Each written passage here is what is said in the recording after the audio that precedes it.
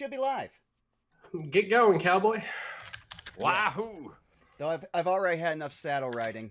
I had my birthday at Texas Roadhouse, and my family insisted I get on the saddle. Birthday? It was his birthday, and after that, it was mine. Whee! So everybody in chat, should we do what I suggested?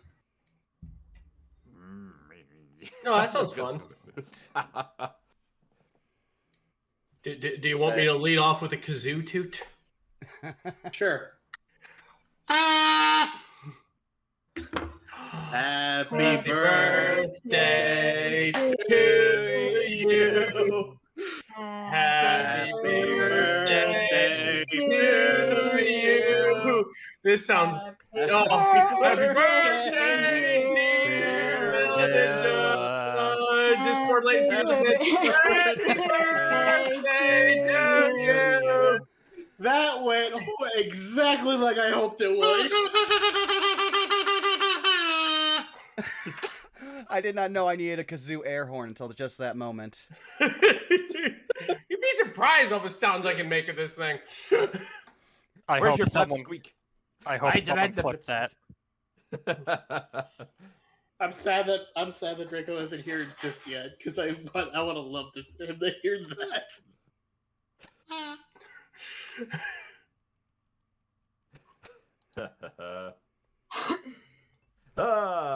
Yeah, glad to have you here, Striker. Thanks for joining us as we're just kind of settling on into the pre-game festivities. Just catching up with all that jazz. We finally beat our greatest enemy, the tile puzzle. Society. Indeed. I have avenged my boy. Well, It's actually really fitting that it was you that got the thing for that. Yeah. well, it's also fitting. I'm now unstoppable again. Exactly. Though it's also fitting you say you avenged your boy because I literally named the episode on YouTube Wix Avenged. Hooray. Totally spoils the entire video description I did, but no one reads those. Meanwhile, I'm just sitting here just sliding on it like Homer Simpson. It's the most challenging puzzle you've ever done to date. I hate that to date.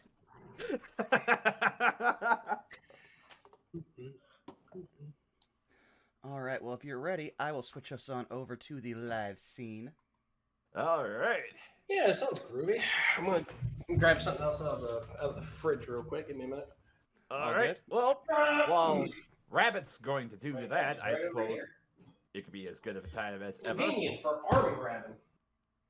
to just bask in the glory that is Rabbit off stage. I'm going to do the intro, but it's like, well, I don't want him to just go slam bamming everywhere. Well, I'm back. Ah, excellent. There you go. Now you can do it. Oh, that was refreshing. Right.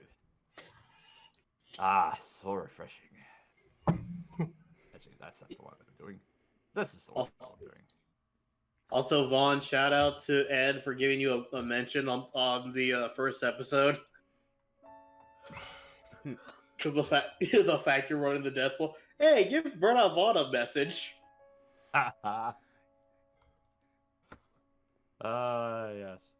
Well, speaking of death pools and things that may have to do with death, welcome one and all to session 44 of Chult of Personality.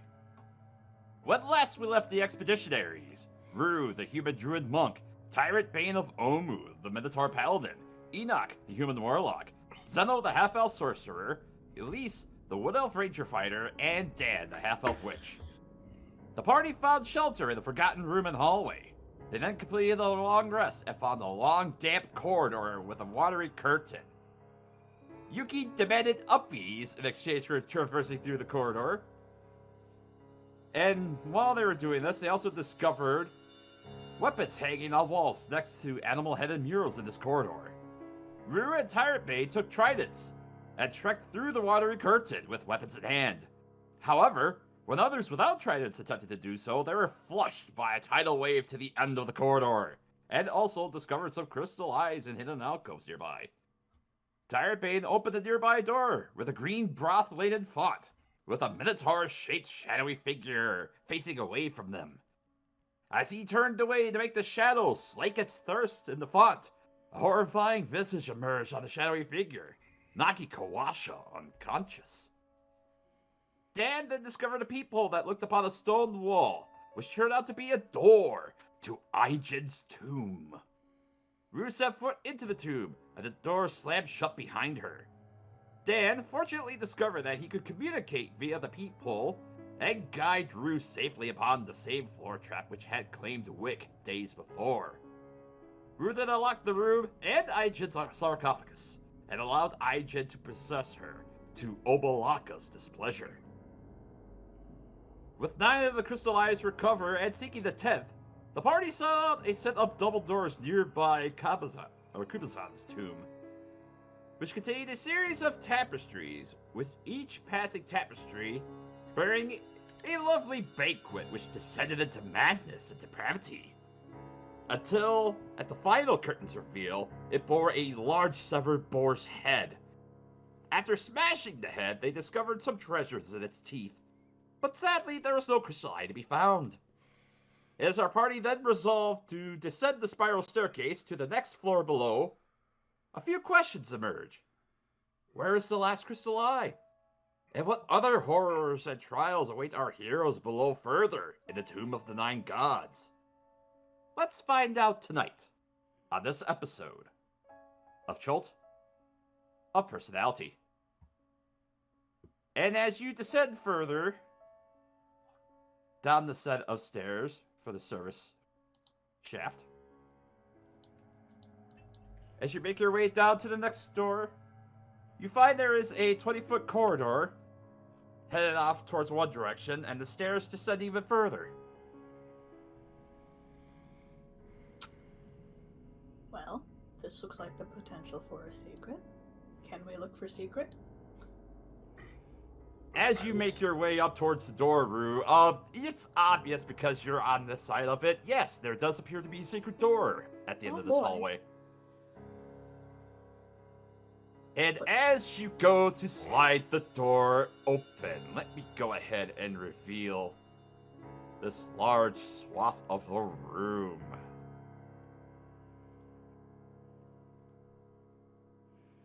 Oh boy. It's business time. It is big business time. And I need to find the descriptor. Set.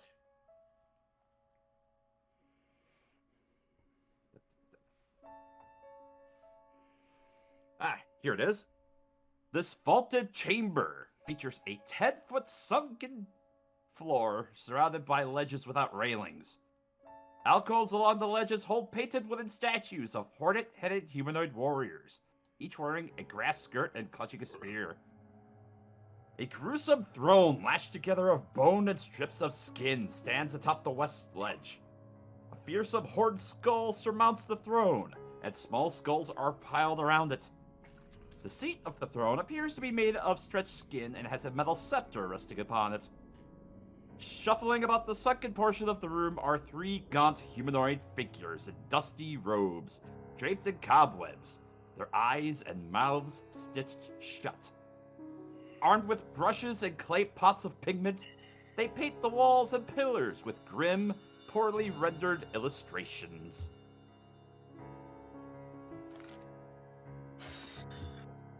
Ooh. And as well as those figures sulking about them, you see another skeletal figure seemingly wandering about on the lower floor.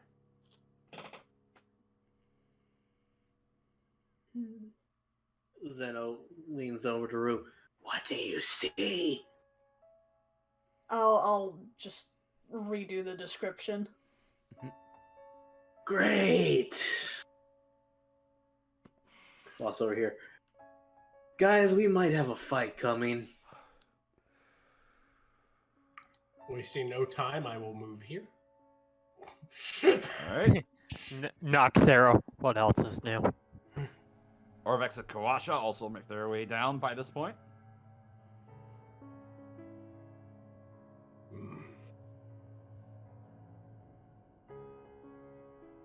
Anything else you see? Any traps? At a glance, did I see any? Roll a perception check for me, Rue. Anything that looks like red circles with black stars I should pay attention to. No, well, yeah, probably. But, perception. Let's see. 19.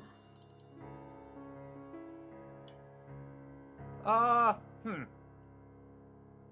You swear across the way, you see a faint glimmer of light coming from behind this statue over here. I do see the light. What exactly that means, I can't be sure. Yeah, so the rest of this room is currently dark. As are most of the corridors along here. Dark as in we need light to see? Yes. Okay.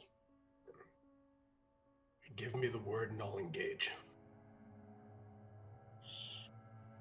Well, we'll need light first, and I'll bring out my little ghost lantern. Achievement's light, right? Need to recheck that. Yes. It's been a while. Starfaller would be more than happy to shed 30 feet of bright light and another 30 feet of dim light. I will light up my sword. Enoch will just produce dancing lights. Alright. Well, I'm just in preparation. I'm going to cast Stone Skin on myself.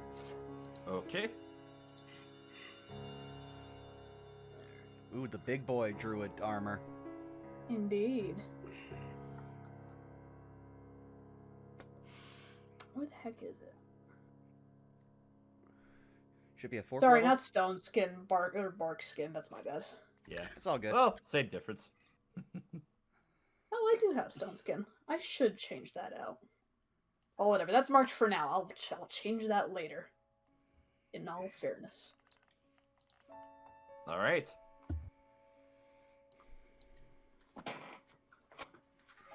Well, how do you guys wish to proceed? Well, I'm waiting with a word, and I will go ahead and charge in, smash the first undead I see to paste. yeah. We're kind of stuck in a Ooh. single file formation. A little bit. Alright. 1, 2, 3, and we'll just dash out. All right. As you manage to dash out, let's see. Roll a d4 for me. D4, huh? Sure. Here you go. A 3. A 3. Okay. As you're kind of looking about the light that's kind of that's casting upon the room, you see these figures with their pots of paint. You see this one is working kind of over by the set of stairs that's descending. You see it's painting something, and as you get a closer look at the image, you see this. It's the painting that it's currently working on. Is this of us? Or rather, more specifically, of Zeno? I was gonna ask the exact same thing. Oh yeah, well, if I maybe looked at the title of the thing, then maybe I would have answered my own question. But Yeah. Yeah, you see this artist is just working away at this mural currently, just You said adding it's some this last one right touches. here, right? Yep. Alright, so everyone please leave that one alone. I have a bit I want to do. it's fine. I was going to be aiming for this guy anyway. All right. Roll another d4 for me. Oh, okay. Rerolling. Also, how the fuck who gave that to you? Who made that? I need to thank them. 2. This and many other pieces of art that I wanted to show you were provided by the illustrious Noodle Laser. Hey. Of course it was Noodle. They would do something Hell awesome. yeah! Okay. Oh. All right. Well, let's see. I have to find this one. Of course, you had to roll on this one, Caitlin. Yeah, that's Oh appropriate. no! No, my boy. Well, it's a good thing that doesn't affect Rue at all. Wow, they That really doesn't- like pumpkins, don't they? Like that doesn't affect Rue. Everyone else in the party takes 1 emotional damage. You know, at this point, now for the yucks. Tyra Bate, like as we're dashing out, she just suddenly just kind of abruptly stops. Oh, I'll freeze. You hear the sound of hoofs dragging, and then just him pressing against you for a second, and then stopping. Yes. Something happened. She looks confused. She points towards the Zeno goat. Well, are they painting us?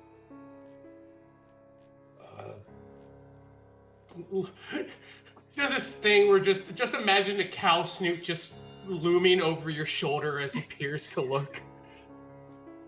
Yes, yeah, that's Zeno, cursed by the staff. And just because it makes sense, as you see, this one is painting, actually right next to that one. You see it, hold on, gotta get this one out. You see, it's also, as it's kind of moved out to the side, you also see that painting right next to it. Zeno Yeah. really appears to be a point of interest for these people. She'll I'm look flattered. I'd be flattered if I was still a bard, but I'm not. So She kind of looks thoughtfully at the Wick one. Was that your friend? Yes, that was Wick. They were a very carefree individual. Let's see. I really liked them.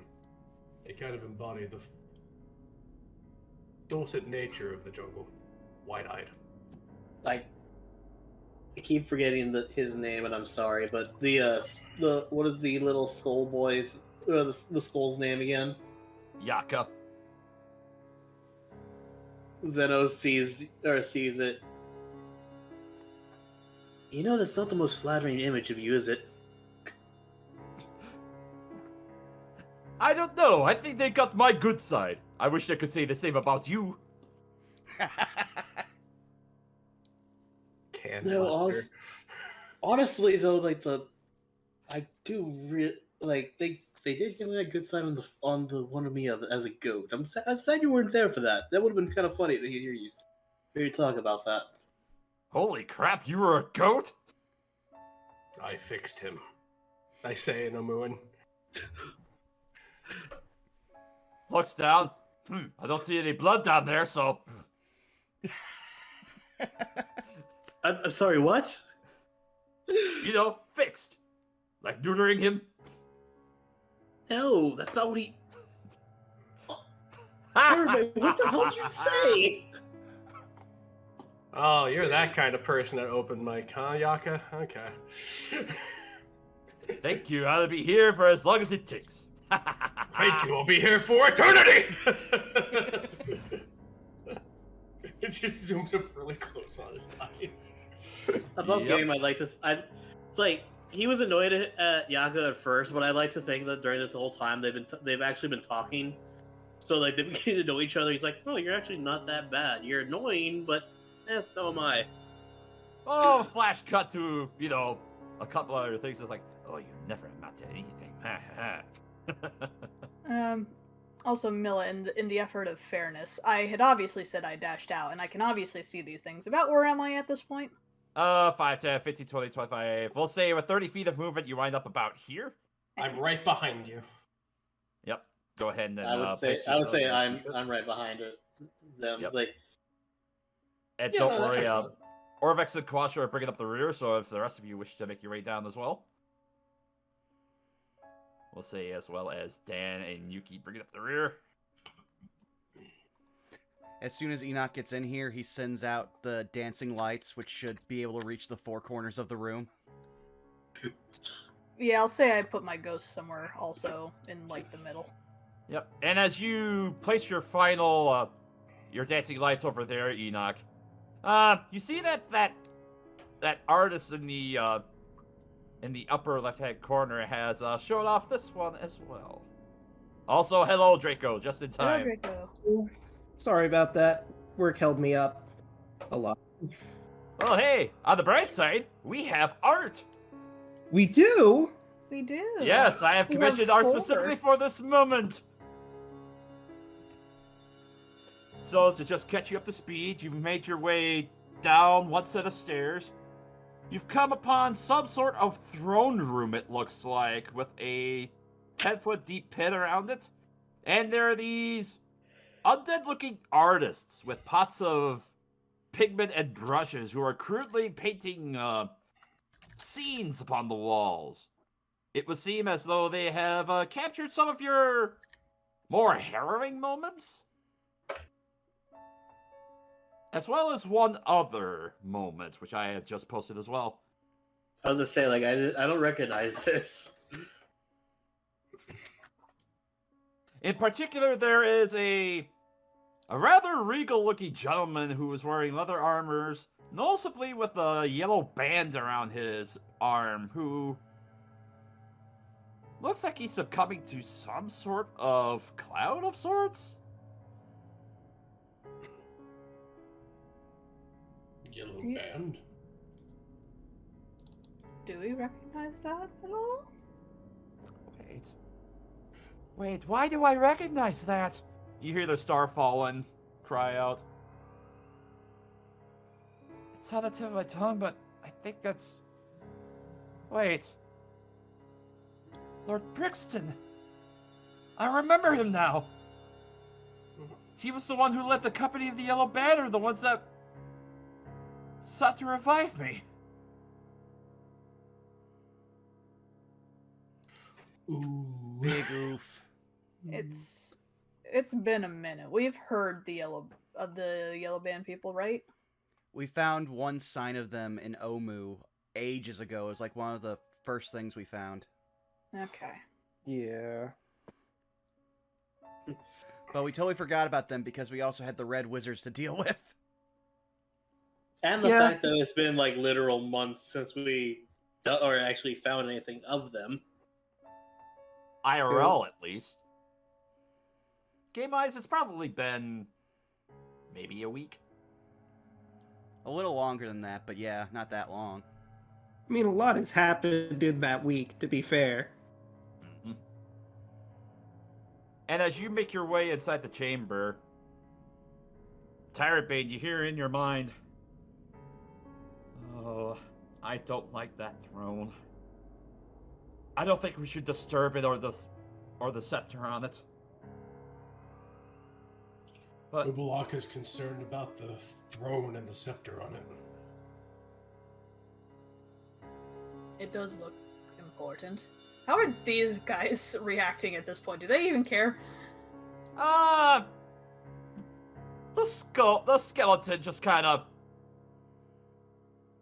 stops and stares his way up towards you. This skeleton seems to have another piece of metal bolted onto his head. Yeah, figured as much. This one in the shape of a pentagon. I could have I sworn we was had the so Pentagon. close. I was thinking octagon. And Enoch, as you step into the room, oh,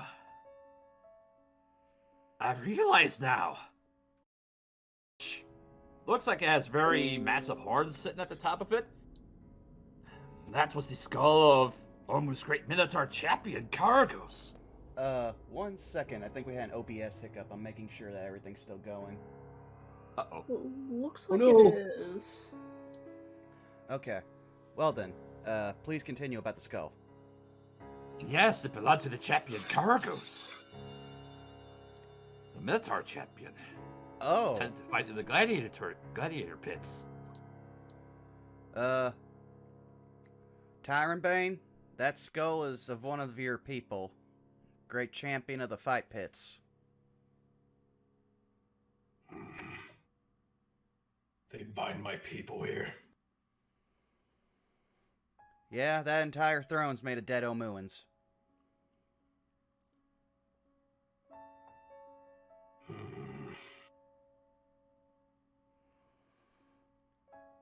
Better question, do we want to do what we usually do with those skeletons? He says, pointing to the one with the pentagon on its head. Well, odds are he's going to make a fuss, so probably. Okay. I need to let off some steam. I'll go down. Alright.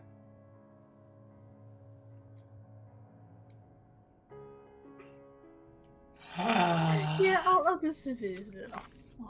Well, Okay. Well, I'll put here, and you can pop next to me. just in case. I don't think you really need the help, but See, there's the bug game. You said it's this one and this one that are drawing the pictures of Zeno, right? Specifically this one up here is the one next to both of your portraits. And all right, charging into that one. All right, you're going for the skeleton. Roll the hit. All right. That is a 19. That'll hit. Roll damage. That is 14. All right. Yep. With one fell swoop, you swipe into the skeleton, and its head collapses onto the floor. I pick it up and look at Rue and wiggle it in one hand. Easy enough. All silent right. thumbs up. You now have the Pentagon skeleton key. I will Well- put that in the inventory of which we hold all the rest of the heads. Yeah, about that, Milla, you gave us the Pentagon skeleton key already, so we might have a different Oh, skeleton key. Octagon. I'm is what sorry. you said. This is Octagon! No, the hexagon. This will be the hexagon. Then. Oh, okay. Hexagon. But it has 8 equal sides! Well, see, we just got the hexagon, so we just got to get a few more, and then we'll get the octagon key. Yeah. Did the painters react to Tyrant Bane brutally assaulting the skeleton? Oh yeah, this one definitely. It's weird. Tyrant Bane, as you handily deal with that skeleton, I'll see it. the artist just stops. Even though its eyes are stitched shut, it kind of does that. Best way to describe it, that Friday, damn, kind of look at you as it goes to attack, and it just shuffles off to the side. It Chris Tuckered us. Yes, he's Chris Tuckering you. Boy, it's been a while since I've seen that movie. I will pick up the skull and I will look at this guy. And I will go ahead and just walk back. Just give him a stare down, see if he's going to be doing anything. As it senses you walking away, it relaxes up a little bit, and it turns around and goes back to painting. Also, Okay. before anything Zeno is dangerous going- happens, let's find out. Let's see. Do you detect any magic within this room from where you're at? I don't know. Let's look at the throne. I would assume some sort of necromancy coming off of these three guys. You detect enchantment magic coming from the throne and the skull. Oh, that's not a good sign. The skull and the throne are enchanted, and considering that that is literally nothing but a pile of bones, I say we do not touch. Probably for the best. Should I destroy it? Enoch shrugs. It's not like the usual trap magic, which is like that green aberration-y glow. So it's a toss-up. Though I'd worry about even getting close to it. You're probably right. If we Uh. destroy a Sirac, we can probably go ahead and destroy the whole thing. No, I don't really like that. As you hear Obalaka in your mind again. I don't want to touch the throne. Please don't. In reverence of you, I will not, Blanca. Thank you. Of course. I mean, if you want to destroy it, I can shatter it. No, she's so worried about it. I wouldn't even go ahead and try anything with it. Who knows? It might release a bunch of even worse things. It might make her journey harder, not easier. A forge is one thing, but if that thing's absolutely Rue? Caleb, what are you doing? Don't worry about it. No, you keep talking. Just keep doing what you're doing. All right. So as this is As Rue is obviously not sticking to the plan. The closer we go ahead and get to it. A forge is one thing. Yeah, I was about to say, Rue Also- feels about 10 pounds of pressure as a nanite swarm, flurls around them. She feels the tug, and she looks back at you slowly like, you dare? I'm sorry, welcome to my personal space. Can I help you?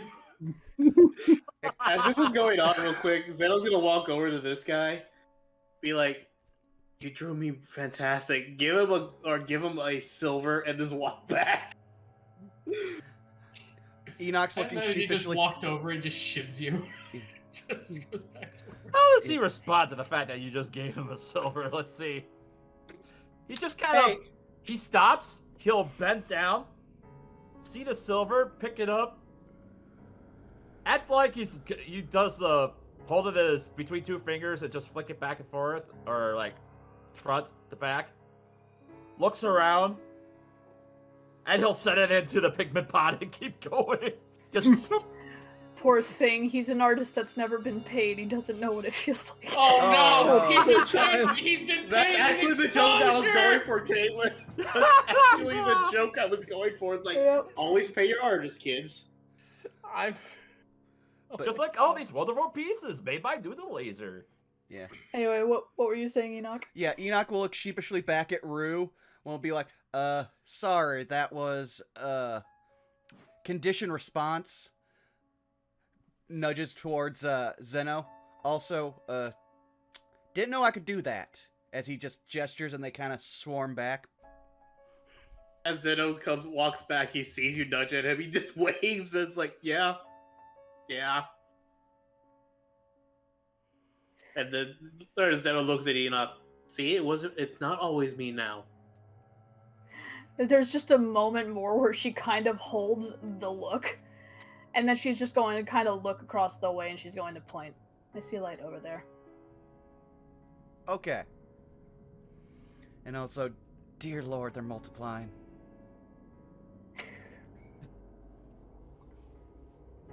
Alright. One second before I forget. I need to erase one silver from my thing. Alright. So, how does everyone wish to proceed? Follow Rue towards the light. Let's follow Alright. Rue towards the light. As you make your way around, behind this statue over here, you actually do see a crack in the wall, and it looks like there's a secret door behind that statue. Secret door, secret door, secret door. Secret door. As you make your way up, and I assume you open the door? Yes. Alright. Please tell me that's The not another walls- golden skull. The walls of this bright room are adorned with tile mosaics of a jungle city intermingled with frescoes of flowering plants, birds, insects, and humans wearing gold skirts and carrying spears and ornate jugs. The ceiling is painted to look like a clear blue sky. A small bejeweled cockroach rests atop a sarcophagus of black basalt in the middle of the room. A 2-foot diameter orb hanging from a chain above the sarcophagus is made of hammered gold to resemble a smiling sun, giving off the light in this room.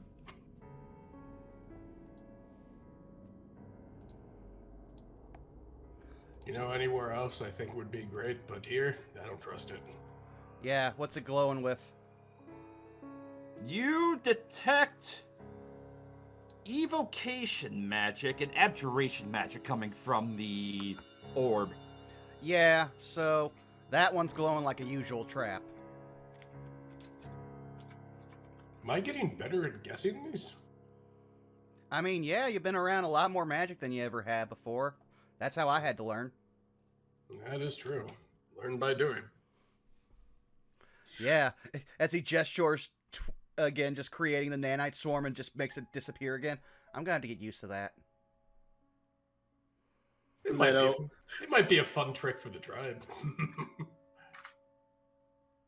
real quick, just because this number is gonna bother me. Zeno drops 6 silver pieces to this guy again. I'm Just so paying I you can- for the commission. just so I can have it as 150 instead of having it at 6, because I was like, yeah, that's gonna bother the hell out of me now. It flinches as you go to drop it on him, and it just the pigment sloshes in the bucket, and it stops, looks up at you, and then looks down at the floor and just goes and picks up the coins.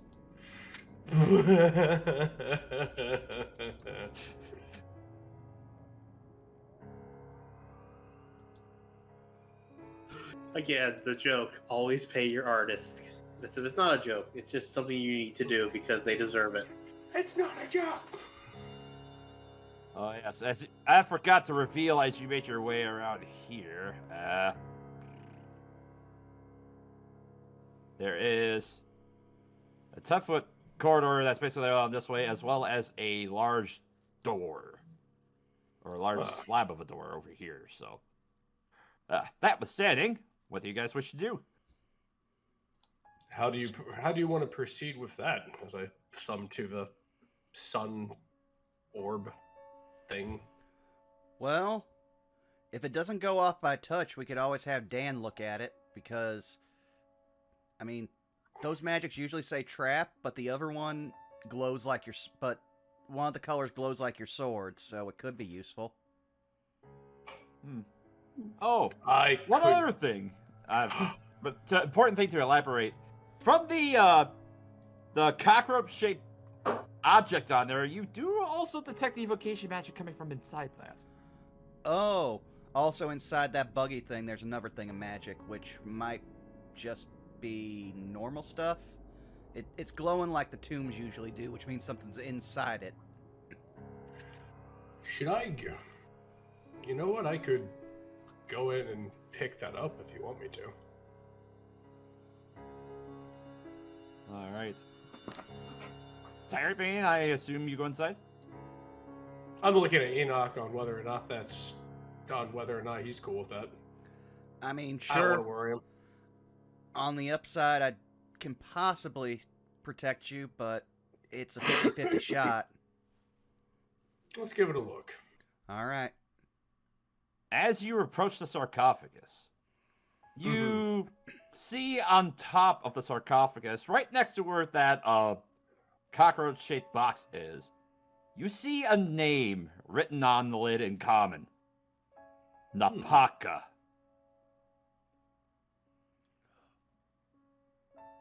Oh.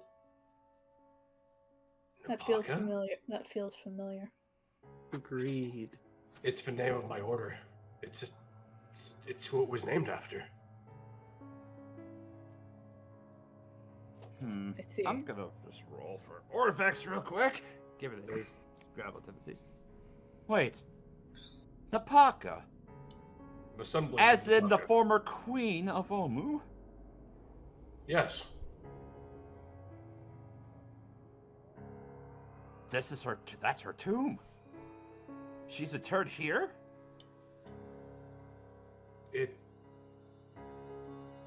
I'm amazed. I didn't think. I'm just gonna offer a prayer.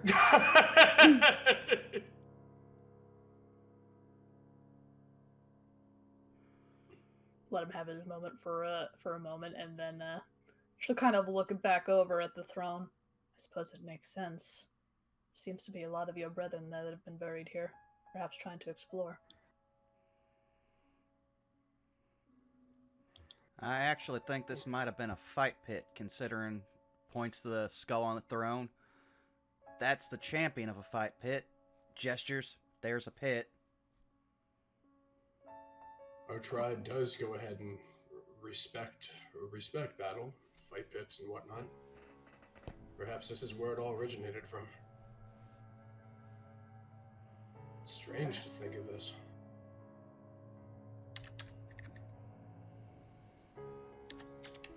From what I remember of... No, it's not some blade, it's Sunblade. Typed it properly.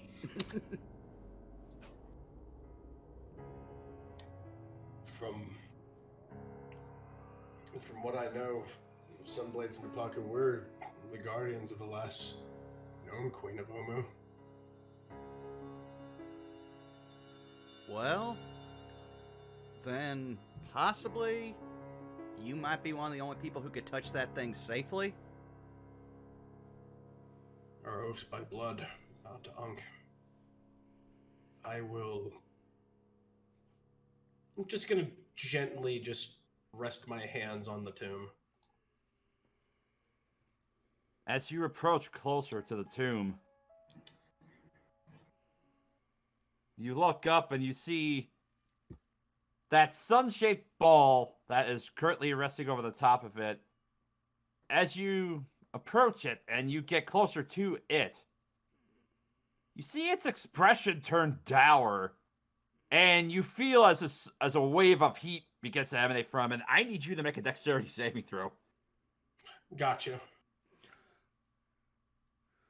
25. All right, so you're only going to take half of this damage. 4,000 damage. 1 billion damage. Do I take damage? If- Yes. If that happens, I'm just gonna walk down to Speedway. Well, You take 6 points of fire. I mean you no harm, Queen. Your Majesty, Eminence. I need another dex save from you. Assuming you're standing right next to it, or are you 14. moving away? I'm moving away and just taking a knee, but yes. All right. So you pass. You take another 3 points of fire damage. Yay! I'm not too sure what the term is to refer to you in reverence, but you were spoken of. It's what my order was named for. We still maintain the means to restore the jungle and Omu to its former glory. I'm not sure whatever dawn that we brought was probably lost with the Black Day. But I want you to know that we've never stopped. And if there's anything you can do to help or guide us, I would beseech you. After a while, you feel the heat begin to abate from the sphere.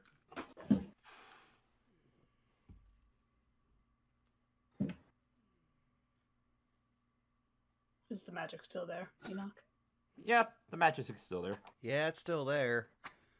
Can I tell if that's like an actual magic item or if it's a magical effect? You're not exactly able to tell with that detect magic.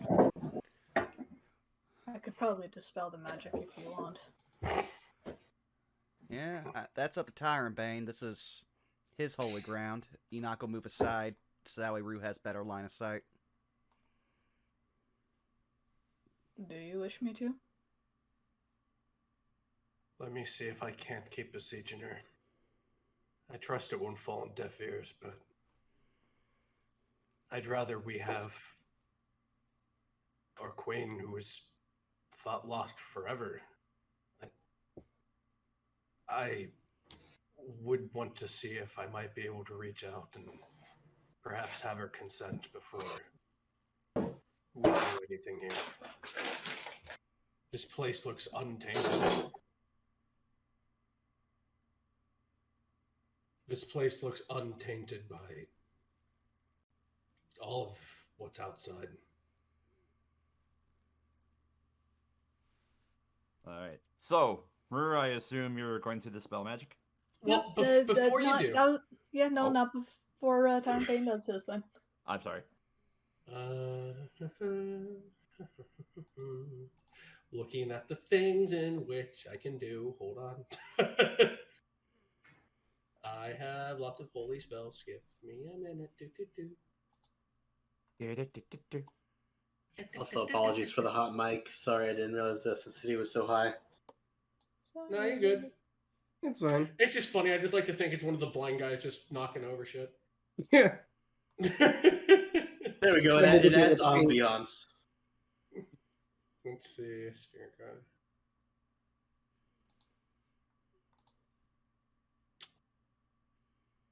I want to use ceremony. All right. Ceremony for funeral, right? Yes. All right. That's fair. You begin to perform the ritual, which takes how long? It takes. Hold on a minute. I'll click it for you. It takes. Oh, casting time is instant. Okay. But I'm gonna very quickly just pull out what I need. Yeah. And then, in Omuan, I'm gonna hold out my hands. I'm gonna be on my knees, and then say, "In the light of Ankh, who blessed this jungle and restored our glory, if you find me worthy, then let me approach you. Then let me approach your Majesty. If you wish to go ahead and stay interred here, I will not stop you. But if you will it, let me approach somebody who is descended and shares the blood of your champions, a Sunblade of Napaka, and aid me with your blessing in bringing an end to this black day. If not, let my humble offering go ahead and at least balm you from this curse. At least for the time being. Know that I'm here, know that I have lived, and know that I carry your legend."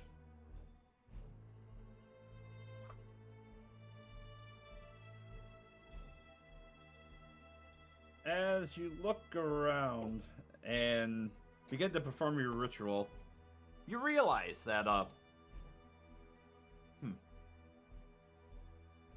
well, if I have to perform the funeral rites of the ritual, I will require me to touch the body.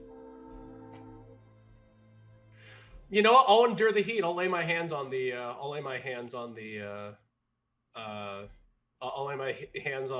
Casket while I do this. As you go to lay your hands on the casket, oddly enough, the heat does not seem to emanate from the sphere at this point. As the light continues. And as you're looking around, you see that along the seams where the sarcophagus are, where the lid joins with the sarcophagus, you see there's seams along there. It looks like there's some lead, or some strips of lead that are kind of poured into there to seal it.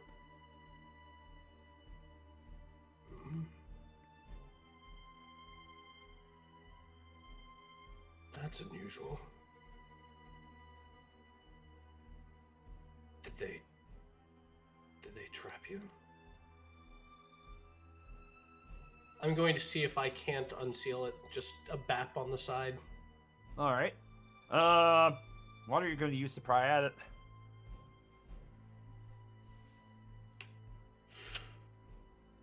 Give me a minute.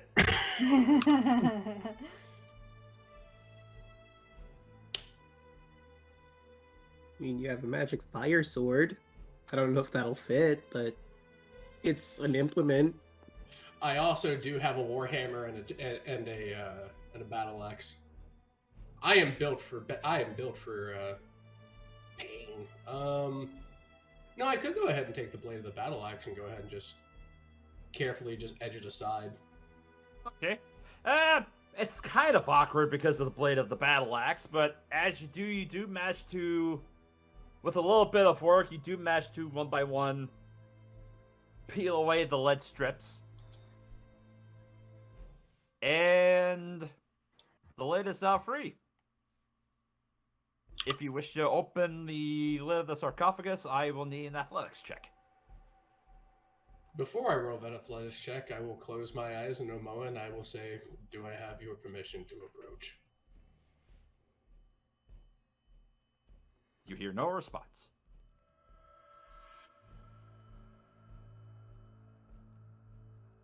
Forgive me for this trespass, if you do not appreciate this. 26. Alright.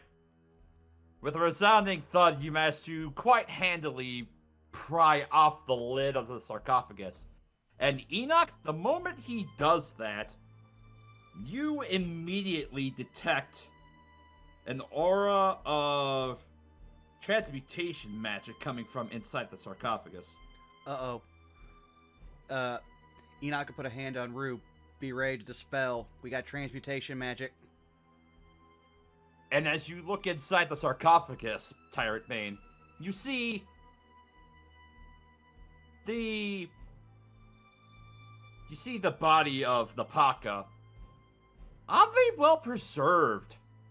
It's in a black stall with a hornet-shaped themed mask around her face, covering the eyes and just above the nose of her face.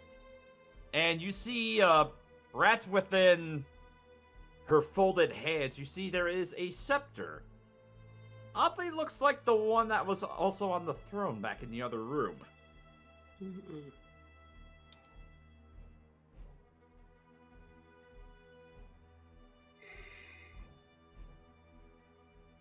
Finishing the funeral rite, I'm just going to place a cow-like hand on top of her head. And as you begin to touch her to finish up the funeral rite,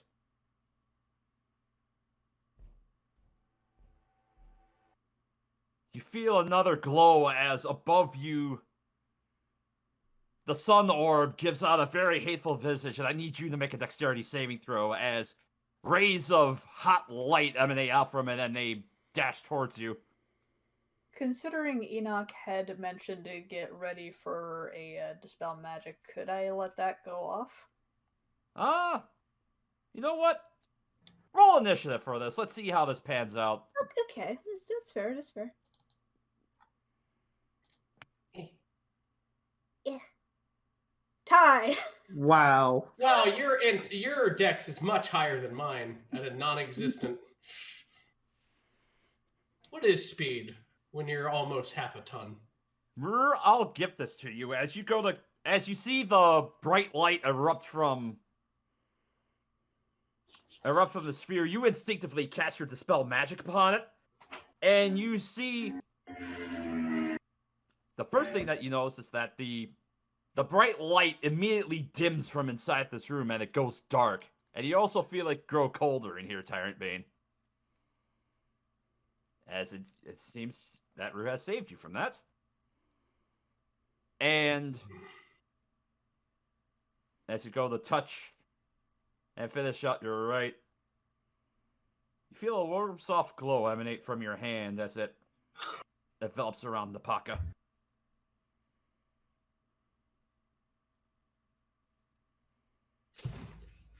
May your light shine through the jungle for all eternity. And may your legend never fade.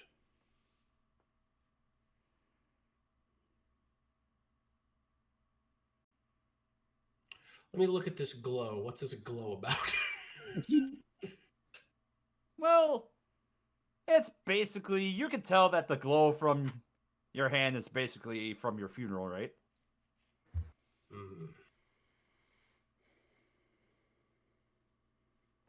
Okay. Am I picking up any more magic? You detect the magic being suppressed from... Actually, no, outright dispelled from the dispel magic.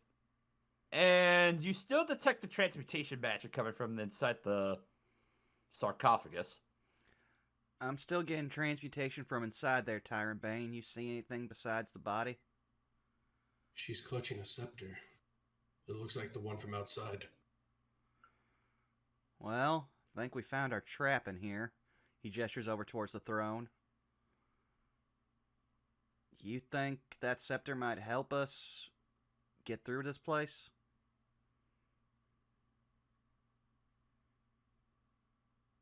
I was only burned when I laid a hand upon her to finish the funeral rite. I think it was just protecting her. With the rite done, I don't think we need to worry. To answer the question about the scepter, it might. I'd rather we beseech her before we take it, but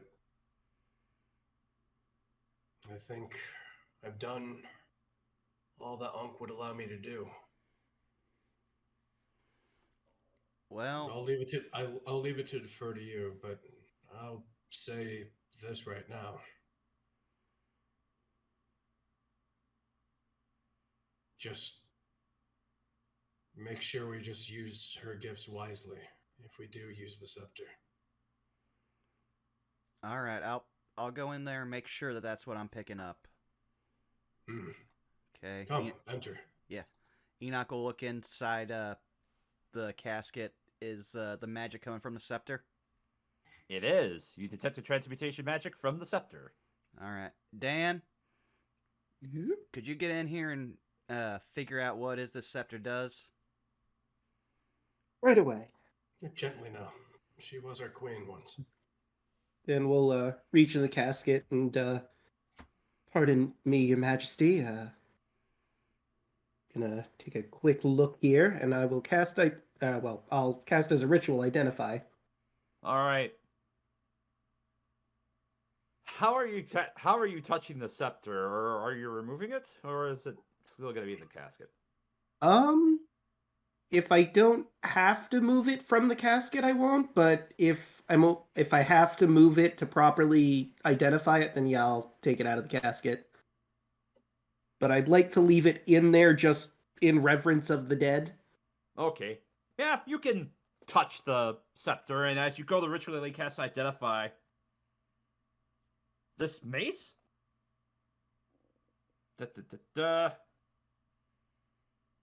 This is a iron scepter with an adamantine head.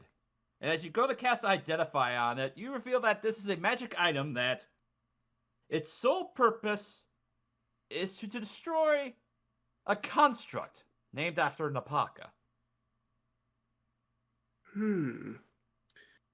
So this scepter here, this mace, is specifically designed to destroy a construct that looks identical to Napaka here. For emphasis, I said it was named after Napaka. Named after Napaka. Named after Napaka.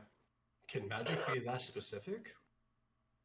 I mean, it takes a lot of work to bind something to another being, or in this case, a construct, but it can be done in theory.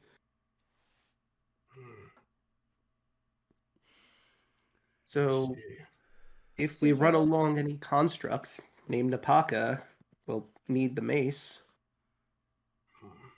If it makes you feel better, Tyrant Bane, we could always return it after we use it, if we do decide to take it. If something has stolen her name, it shames her. Then I think it makes the most sense that you get claimed this. Absolutely.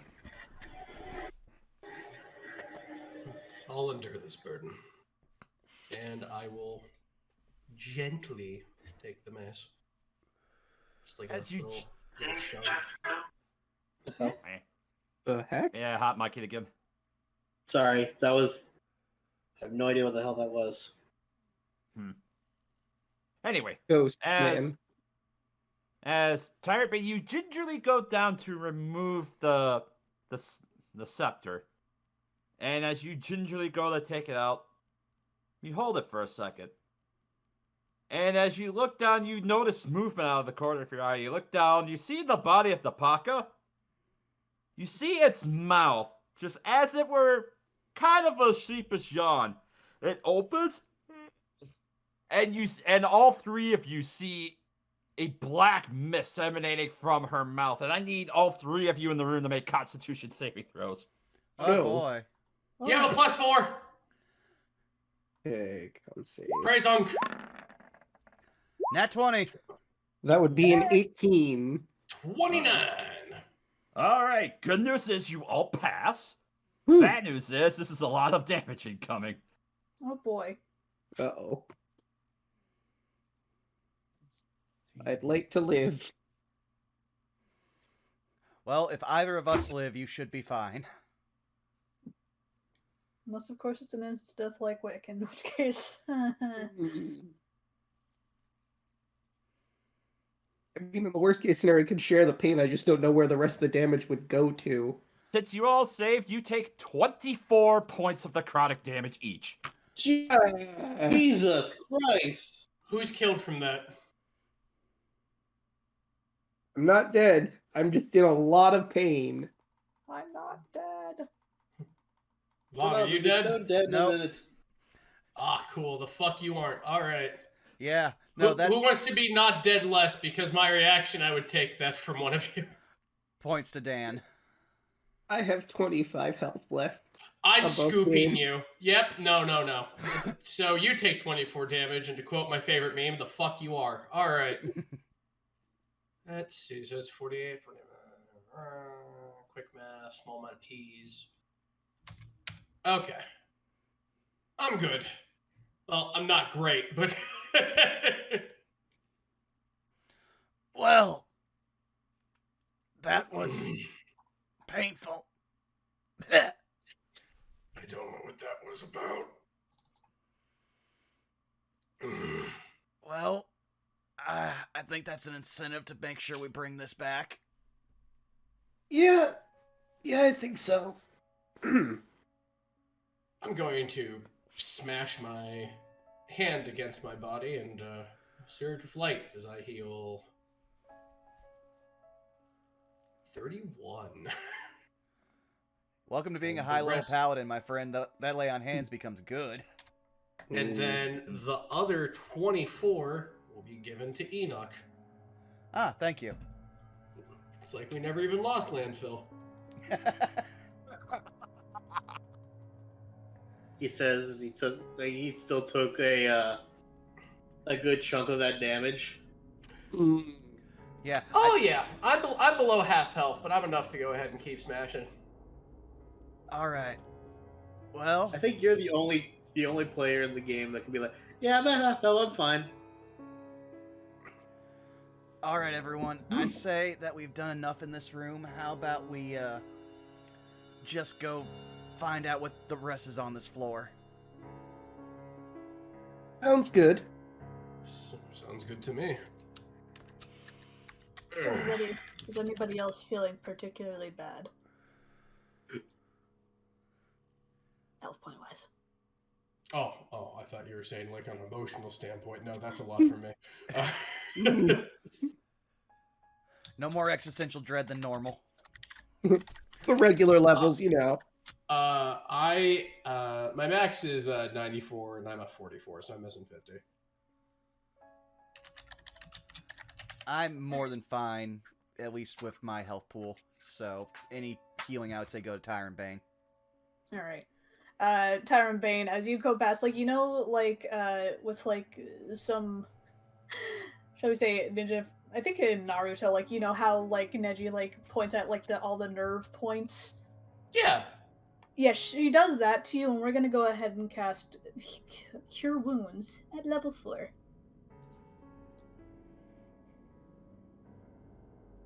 Well, thank you, Top. It's a freaking natural one, but 6, 7, 13 points. 13. That's Hey, a man. rough cast, though. I'm sorry. It was. Yeah. It's roll 20, the most wonderful program ever. Indeed.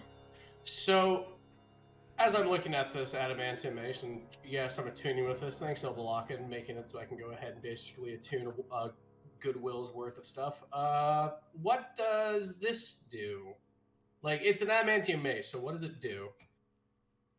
Well, for now, it functions like a normal mace.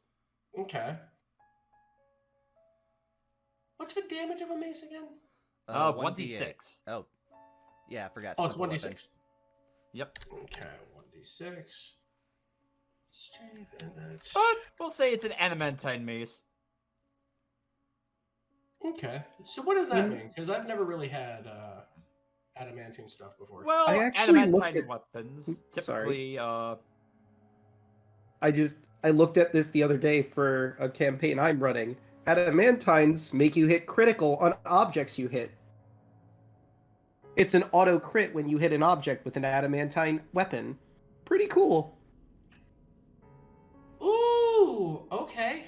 Rad. Okay, I'll write that down. We have a door Crits. knocker.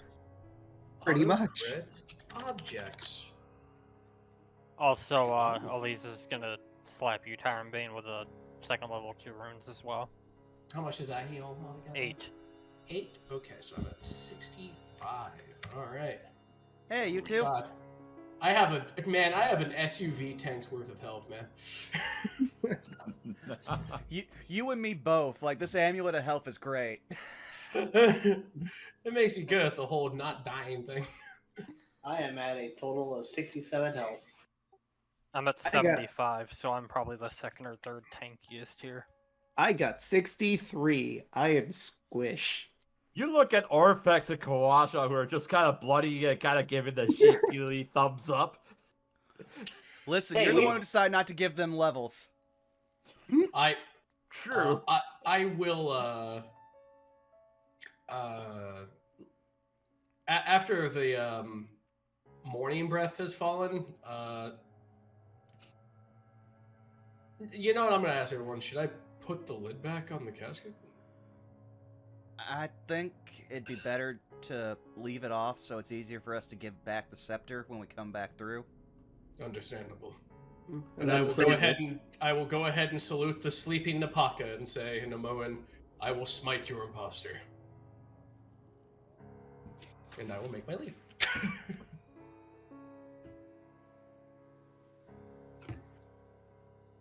I love being a holy cow.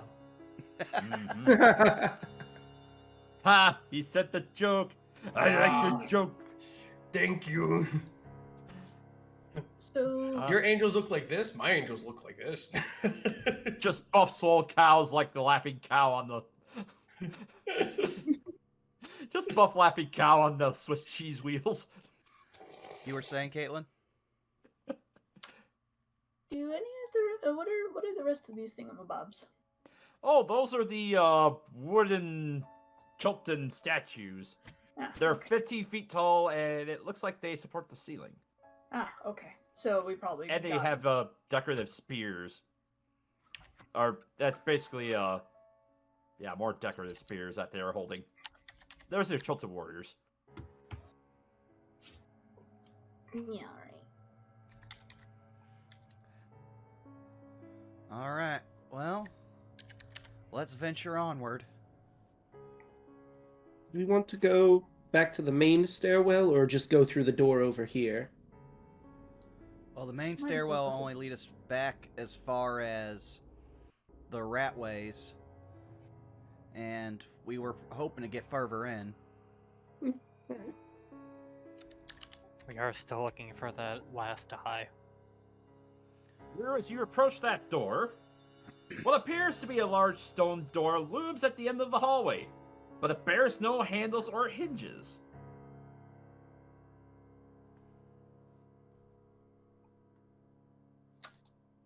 If only I had wick. I could have cast knock. Another door. Rue will just turn to him. She'll point at the door. Charge. Sure.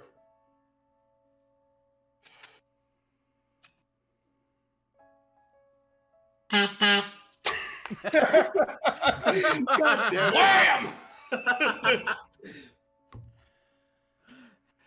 All right. So you charge into the door with a resounding thud. You feel Okay. yourself shudder as it does not budge as you just run into it. That's sturdy. It is a sturdy stone door. which is odd, as again, there are no hinges. Does it look to be magical? No, you don't detect any magic coming from it. All right. I have an idea. Oh, go right ahead. Maybe Napaka's scepter could help us. Maybe. Just gonna pull it out. I'm gonna have it like with like a toga chainmail, just kind of like on the back, and just sloop it out, and then just give it a light. Need to emulate the sound. Just a nice little up against the stone. As I'm thwacking it, does it give a lot easier? As you thwack it, it doesn't budge. A little bit harder. Pack.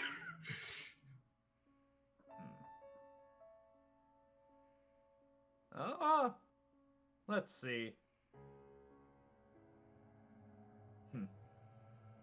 Rue, as you kind of look around this door, give me an investigation or a perception check of your choice. Okay. I like how I told him to charge, and then in the meantime, maybe I should take a better look at this. Meanwhile, Tyrant is just wailing the door. 6. 6. It's weird. If there are no hinges on this, how's this door supposed to open? Can I come in and give an investigation a shot? Sure. After several taps, you know that angry cows make? Yeah. He'll just do that and just kind of just lean against the wall next to Rue. That'll be Out an of ideas. 18. I'm sorry. 18. It's weird. As you're kind of looking around the door, you look at it. As you look up at the ceiling and then you look up at the floor, you swear you could see rope marks from the very top and the bottom of the door. And as you're looking around that, you also notice that towards the left and right of the door from where you're currently standing, you do see 2 secret doors that are there. Secret doors. Huh. Secret door. So there are secret doors here to left and right. There's rope marks on the door. Let's try... And Dan's gonna open up the one closest to him. Let's try this. Okay, give me an athletics check. This is going to go horribly, horribly wrong. Alright, here I go with my -1 strength. You get +4. Wait, no, that's a skill check. I'm sorry. 17, surprisingly. Okay. Hey. As you tried and grabbed the doors like the others, and you try to go to slide them, you aren't able to make them budge. They're really stuck into place. They're really stuck. Tyrant Bane, would you mind, trying that? Sure. And just wham! Just up against the door. All right, athletics check. This door's fucked. Natural 1. Inspiration! Oh, no! Inspiration! I said I'd succeed! Use the inspiration. No! No! Not natural 1. Yes! Horrible. In awkward, comical fashion, your hooves slip on the floor as you go to grab it, and you slip and fall. You had to say it. You had to say it, Rabbit. Dude! My hubris! My greed! Again. My greed! Once again, Oh, no, doors my prove they're the hubris. most difficult. Doors are Elise. the most dangerous foe. I was gonna say, look at Elise, look at her gloves, look back up at her, gestures to door. Look at her glistening Yeah. muscles. I'll just walk up and give a shot here. Just imagine All you right. just roll over. Just Tyrant Bane's just laying down, just like. All right. Are you opening the door on the left or the right? we'll do the right. We'll do the one on the right. So I'll just kind of like on the right down here. Okay. yeah. All right, athletics. 18. Let's see. That's with your plus 6 in strength at 18. Yeah, it's odd. As you go to try and get it as well, it's not really budging. This door is really stuck. Even with your newfound strength. Come on. You can do this. You're better than a stinking door. Did you hear Kubazan in your mind? Show it who's boss. She's just gonna play. She's gonna grip the. She's gonna just grip the edge of the door tighter, plant her feet, and just try to throw it open. All right, one more athletics check. 22. There we go. 22. That is just enough. As you go to slide that door, you finally feel it give way and slide. And immediately, as you open the door, Wrong door. Yes. you Wrong see door. 3 Wrong door. undead forms pick themselves up and immediately turns towards you. And I need everyone to roll initiative. Bye. Oh, hold on. I got a 12. I was doing this door down here, by the way. So you revealed the wrong side. Well, either way, as you go to open one door, you hear a and immediately the other door opens, revealing Oh. more undead. I got a 6. Ah. So these secret doors were just freaking undead storage? Huh? So, Man, I can't believe Yeah, they yeah, have yeah. so many- It's the old Schmeat locker. Yeah, they have so many undead here, they need to make room specifically to hold them. Welcome to Uncle Howard's House of Undead. All right, I gotta refresh the roll 20 because the chat was doing the thing. Give me just a minute. while Do I you got roll. undead in your dungeon, but lots of them? You're just making scratches at night, driving you crazy. Well, I got a solution for you here at Crazy House of Monster Closets. We can make the monster closets for you. We got big ones, small ones for cats. There's just a lone displacer beast. All of a sudden, randomly, a blink dog just shows up on the screen. I want you to know I'm waving my arms around like it's from a Tim and Eric skit right now. All right. Let's see. Oh. Orvex rolled a 14, which is good. While you're counting up everything, I'm gonna run to the bathroom right quick. Actually, this would Actually, be a that good seems idea. like a good break Yeah, time for it does. everybody to take a break while I get this set up. So go ahead. Okay. Alright, we'll get some agua. Stretch your water and drink your legs. How you doing today, chat? Also, I had a hell of a time in the background with it, and just getting the stream to stabilize itself. I had to close basically every program on my computer not tied to this game.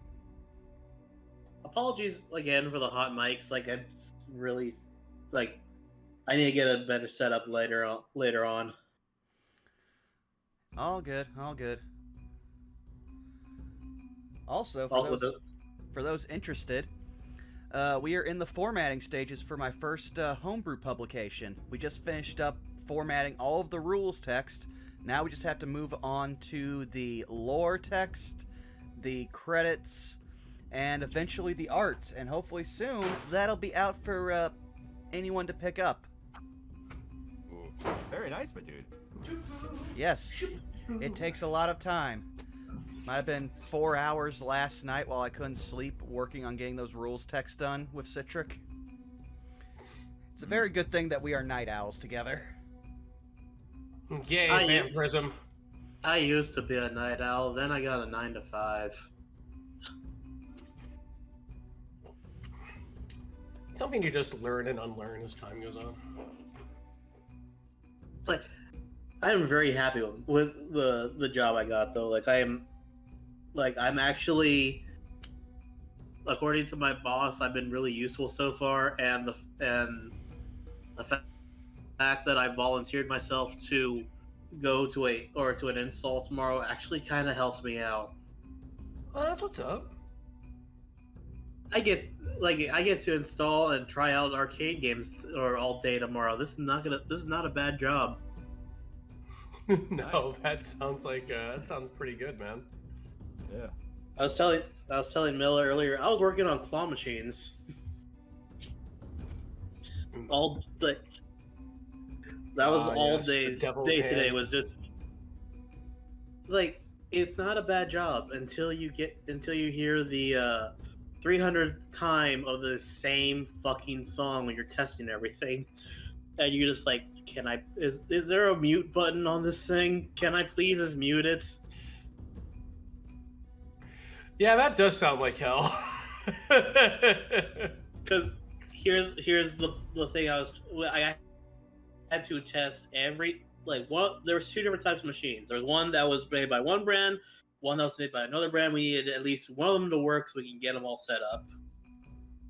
And both of them were broken for very different reasons. One of them was a calibration issue. One of them was, none of the motherboards that control these things actually work. But you don't know that yet, so you need to figure that out. Coming from doing tech support, I understand all too well. That was 4 hours. Like, after lunch, it was literally 4 hours of me.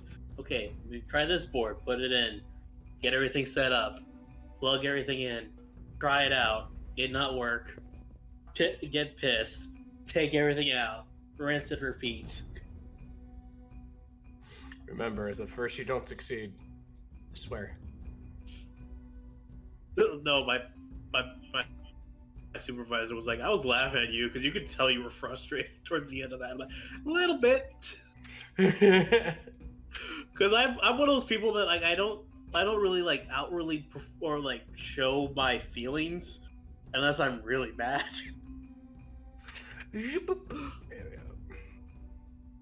All right. Also, before we get into combat proper, just a kind of quick rewind. Yeah. Tyrant Bane, when you were removing the lid for that sarcophagus, as you look closer, that cockroach-looking thing kind of looked like a box. A box? Yes, it looked like it was a box. That jeweled cockroach. The one that, above game, Enoch also detected evocation magic coming from inside it. It's a very nice looking cockroach box. I probably would have handed it back to him. But, honestly, if it was safe to open, I would have opened it and figured out what the hell was in it. But okay, we can resolve that once we get into combat as well. Okay. But yeah, just as an important point of order with that box. All right. I have returned. Excellent. Hey, there might be a box that kills me after this. Oh. Or not. Where to go? Who knows? Yeah. Up Listen, in the air, exactly. really. our most dangerous enemy is the dungeon itself, followed by our own curiosity. Yeah. What are we, a bunch of cats? No, we're adventurers. We're worse. Fair point. Just from the ether, you hear Sirac just cackling in the background. Man, fuck you, Ganondorf. This just reminds me of something from Pack Tactics where, since we were going through a bunch of ruins, the question came up, what's the distinction between grave robbing and archaeology? At which point my character brought up, the dwarves have a very specific law on this. Finders keepers. And I still go with my comment, it's time. It's related to time that makes all the difference. It is time. Also, as you started to open the door, before we get into that proper, Elise, I'll need you to make a Constitution saving throw, as the odor just emanating from these creatures is just very overwhelming. Ew, someone didn't clean out the undead closet. Stinky. Rips open the door. Yay! Oh yeah, you are It is so overwhelming. You are poisoned until the start of your next turn.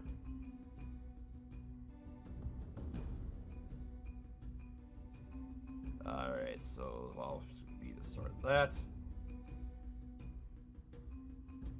Alright, just waiting to make sure is Rue back. Not yet, she isn't. Right.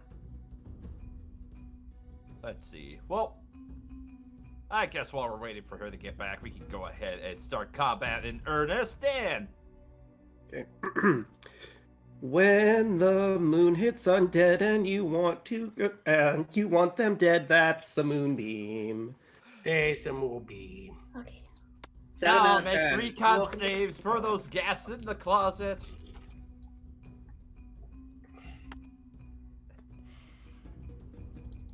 That's a save and 2 fails. I'll take it. 18 damage. Alright. Or 8 to the one that saves. Alright. Dealer's choice. You decide. And then I think I'm going to use my movement to not be near the undead. I think I'm good. I'm good right there, actually. Whoop. Alright. And I think that'll be it for my turn. Alright. Just doing the math here. Alright. Next up will be Elise. I need you to make 3 more con saves. Fuck's sakes. You got For plus each 4. gas within 5 feet of you. You got plus 4. So, con save number 1. Okay, that's a 22. That passes. Con save number 2. 10. That's a 10. That also passes. Con save number 3. 11. 11. You managed to regain your lunge and your composure as you're now better prepared for the stench. What do you do? Alright. Gotta do something I haven't done in quite a while. I'm gonna pull out one of my axe beak hand axes. And I'm gonna go ahead and attempt to clobber one of these ghasts. Alright, we'll say you attack the one that's closest to the door. Yep. Alright, roll the hit. 16. That hits. Roll damage. 8 slashing. Alright. I haven't Hunter's Mark or anything yet, so. And then I'm gonna make my second attack. 23. Roll damage. 7 slashing. Plus. Oh, where's my Colossus Slayer? Since it's already taken damage. That's another 8 Colossus Slayer damage. Alright. That's 23 damage to it total. Alright. And then post attack action, bonus action, Hunter's Mark, and I'll risk the attack of opportunity. Alright. I'll say, based on how they're kind of stuffed into this closet, you'll get 2 sets of opportunity. Or, yeah, 2 different opportunity attacks. Yep. And yeah. we'll resolve. Because things that happen, I'll need you to leave your token right there for the moment. The first attack. That is, I'm guessing a 13 misses. Yep. And the other one also misses. So, yeah, you're free to move. Alright. 5, 10, 15, 20, 25, 30. I'll get right next to Artist Man right here. By the way, Mila, I have a Sentinel. When a creature within 5 feet of you makes an attack against a target other than you, which they did, you can use a reaction to make a melee weapon attack. Alright. Alright, you've got of the two that are stuck to the closet, this one is the closest to you. I was so gonna you say, can I think that's technically the only one I can technically reach. All right, roll the hit. Beep, beep, beep, beep, beep, beep, beep, beep, beep, beep, beep, beep. Where is that? There's the core staff. Where's my chip? 26. That hits. Roll damage. 13 bludgeon. Oh, holy cow! All right, 13 magical bludgeoning damage. Yeah, that gas is looking worse for wear right now. Is quarterstaff a finesse It's weapon? not. It's not, but actually, you get monk damage die. Ah. Possibly. I think they are proficient with it. Oh yeah. Plus the dex bonus from Ijin, that's why it's so high. Oh, okay. Ah. Oh dang, I just realized I never rolled for Yuki. Whoops. She got a 7. So a 7, she'll go in between Zeno and Enoch. Or actually between Zeno and Kawasha. Alright. Alright, so with Elise's movement out of the way, that'll then bring us to Orvex. As he is going to move that thing out of the way. 5, 10, 15, 20, 25, 30. He's going to use his cutting action to dash. 5, 10. Oh, as he's making his way through, he's just going to take a pot shot at this ghoul up in the corner. That's a hit. There's someone within I 5 feet. Out of curiosity, what's the drop between this and this? Between there and the floor, that's 10 feet. Because I probably would have just dropped down from there. All right, so you would have taken 3 points of falling damage. Okay. And the ghoul is barely left standing after it takes an arrow in the shoulder, and Orvex is going to continue moving on past. That'll bring us to Tyrant Bane. Fantastic. First one in front of me. You get the sword. Sword, sword. Natural 20! Hey Let's go, kids, do you know what time it is? It's called You Got Smoked to Kingdom Come. What level smite do you wish to use, Rabbit? I'll make it nice. We'll use a 2nd level smite. Okay, so max damage on your rolls and your smite, plus the normal damage roll. So that will be, let's see. About a bit. So that'll be 16 plus 7, so 16 plus 12 damage. That's 22. That'll roll. Let's see, 2. 5d8. Yeah, 5d8 because they are undead. 28. Yeah, you just cleave that thing in twain and it just erupts in holy fire as it is dead. Next. Second attack. Proceed. Yep, 16. That also hits. That is 15. Alright, 15 fire damage. And I'll also need you to make, since you did start within your turn, I'll need you to make 2 con saves for me. Alright. Because of their stench. 26. 24. Oh, good. Alright. So you are not sickened by this ungodly stench. Oh no, I'm trained for this. Alright. We'll start with the guests in the moonbeam. They'll need to roll the 2 that are still up need to roll their con saves. If they fail, that's 11. Let's see, and what's your spell save DC again? My spell save DC is 16 now. And they both fail, so they'll both take the 11 points of damage. Nice. Does the one Tyrant Bane hit pop? Not yet. Damn. Close, but not quite. No cigar to you yet.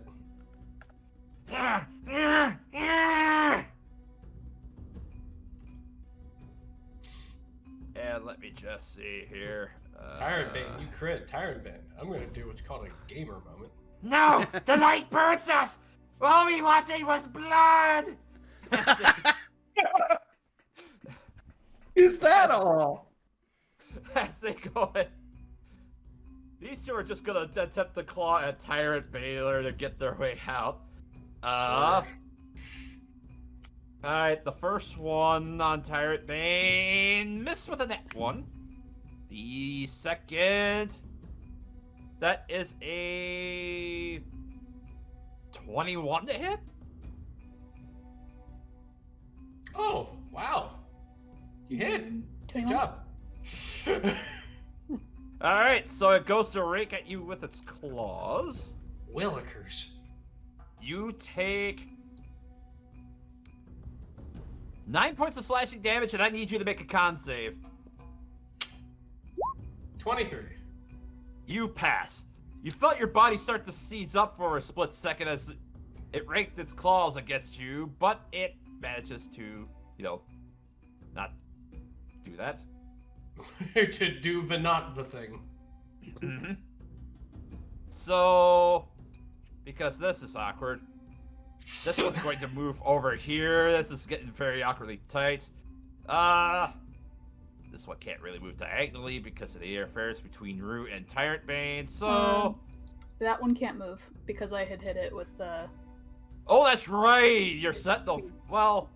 its speed becomes 0 if I hit it with an opportunity attack. For the rest of the... I'll wait for the rest of the turn? I guess... Until... Is it until the start of its turn? Sorry, for the rest of the turn, so I guess... for the rest of the turn. Okay, never mind. I guess that would probably be over. Well... No, for the rest of the turn, you're right. That one would still be stuck in place, so... Never mind, it's still right there. Put it back. So this one's just gonna go right there. And then only 2 of the ghouls can reach you. They're both gonna... Actually, the one in front is, rather hungry. It's like, give me your blood! As it goes to bite you. That's cocked. That's a miss with a 10. Yes. The other one in the hallway with its claws, that's a 19 to hit. And that one does hit. So you will take 12 points of slashing damage, and I need a con save from you. Wait, you take 12 points of slashing damage? Ahem! Objection! The fuck you do. Alright. 9. You are paralyzed until for 1 minute. No, you know what? I don't like that. I'm gonna use my inspiration. 24. There we go. First How off, about 20. I don't anyway? I'll allow it. Yep, you managed to shake it off. Alright. So, with that out of the way, that concludes the guest's turn. That'll bring us to you then, Rue. There we go. Playing a Crown Paladin reminds me of playing a Grave, playing a Grave Cleric. It's like being Phoenix Wright. I do this and it crits. The fuck it does. I'm playing with a Grave okay. Clerk in a different game. Oh, it's fun. Time get him. for bear. Burr! Bear time. It's gonna get a little bit of a tight squeeze. As,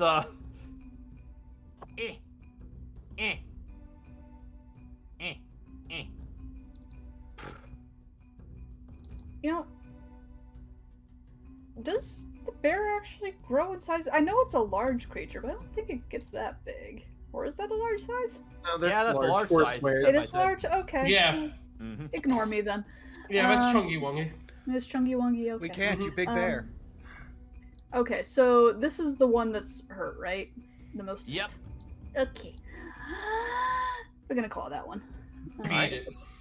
So this is gonna be +6. And you know what? Get out of my way, turn tracker, please, and thank you.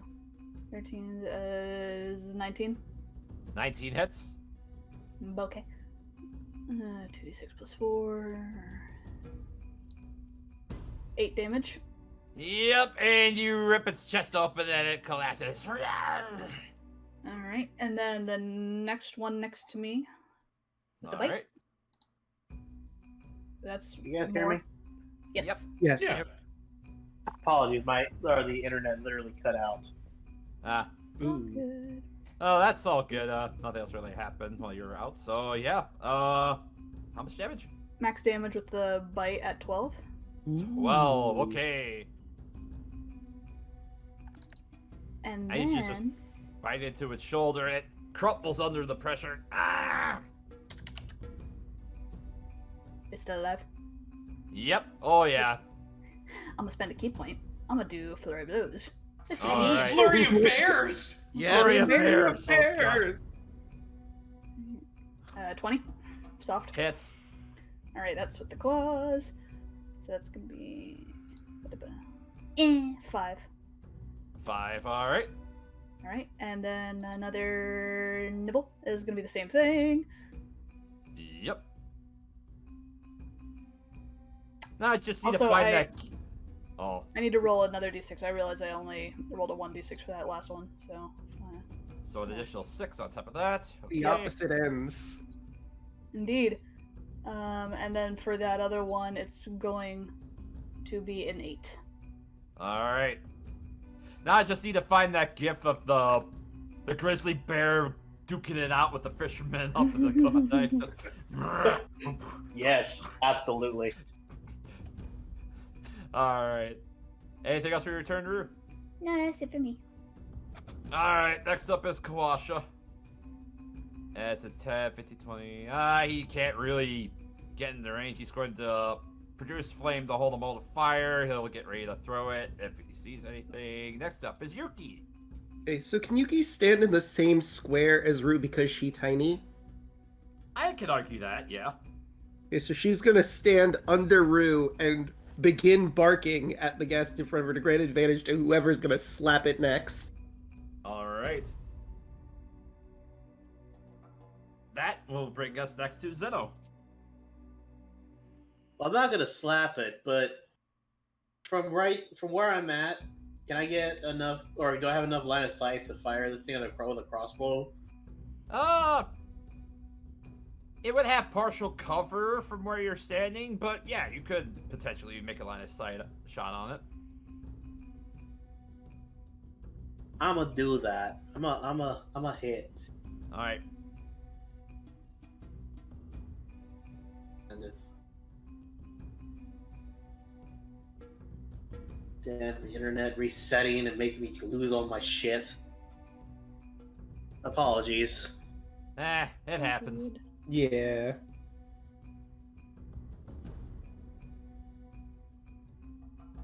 Actually, instead, because it's a little bit more, I'm gonna hit this guy with a chaos bolt instead. All right. Roll for wild magic. And then roll the hit. That beautiful bean footage. Let's see it. A 3. No surge detected. Now roll with advantage to hit. So the advantage is a 16.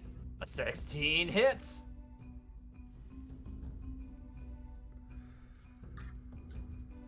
There we go. A 4. It's a 4. So You go off the 4. 2 d8s, not the d4. Oh, the 2d8s. Yep. I was confused that. I'm sorry. No worries. So let's see. That was a 4 and a 7. So that's either force or psychic. I did force. I haven't done force yet.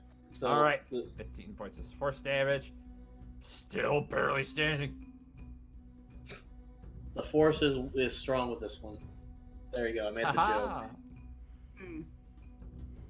All right. Anything else for your turn, Zeno? That is it. All right. That'll bring us to Enoch.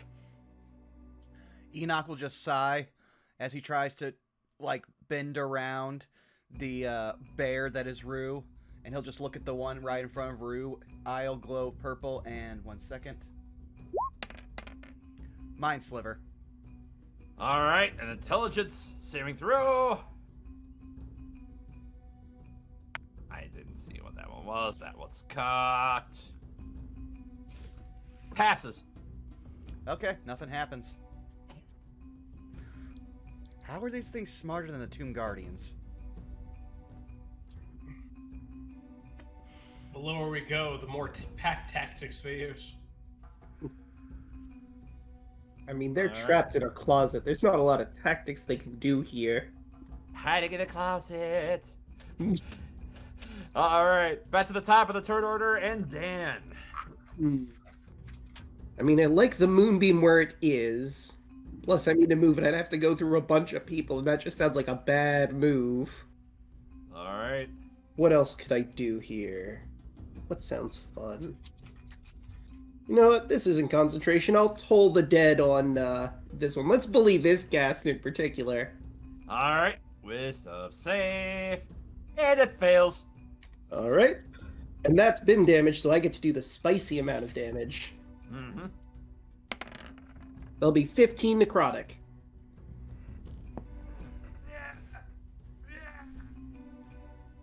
You hear the gong ring out of its head, and it just slumps to the floor dead. Bong.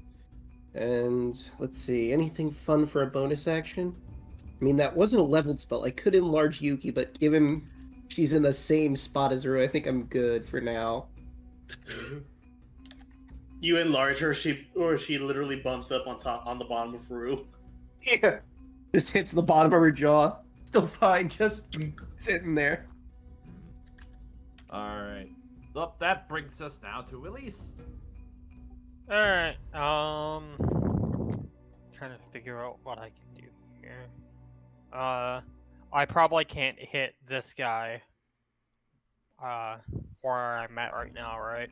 Right, because that is 10 feet above you, and he is in a closet out of line of sight. Let me double check.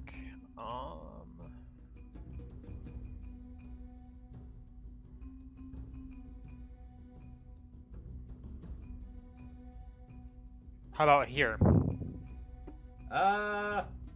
Let's see, from there over to there.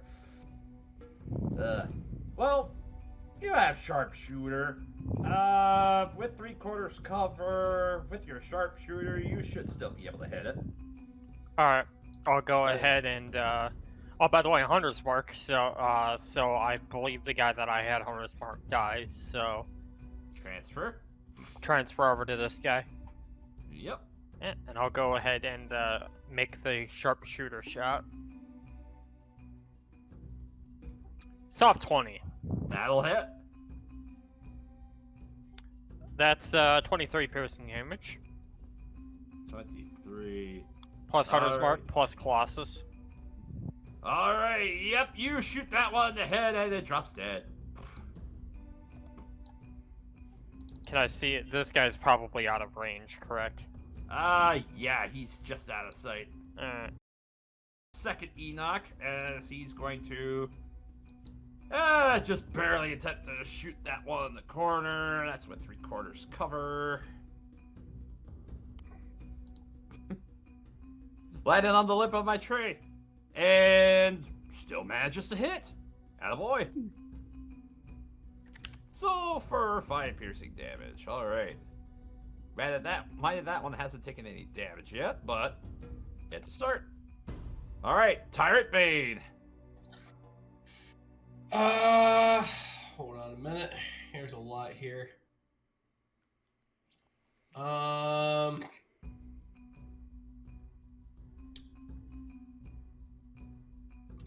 I had an ability to pull that dude in front of me, so I don't have to stand in the moonbeam. Well, you could technically reach him. from Oh, where you're at. sweet. Well, I will technically hit him in the face. Hot damn. Let's go.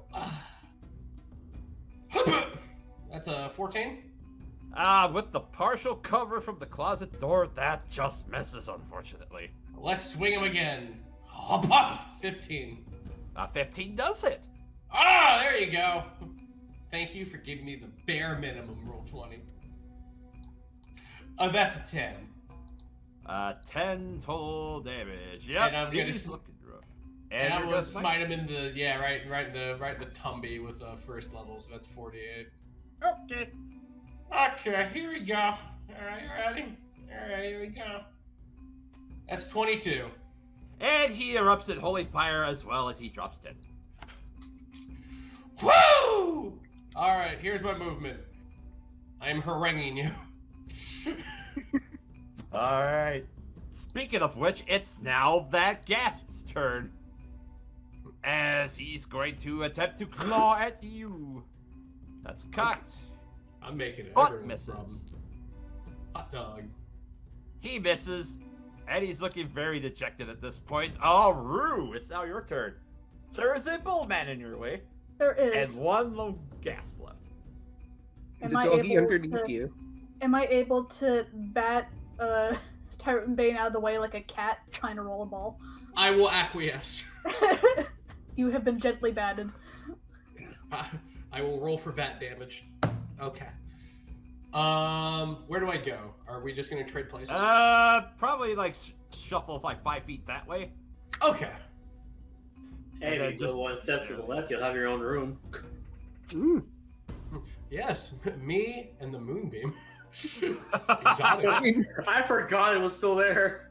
Yeah, Yep. it's sitting In there. my defense, I can barely see it. That's fair. A lot of it is covered by shadow. Nah, I don't need exfoliated today. I know that hits.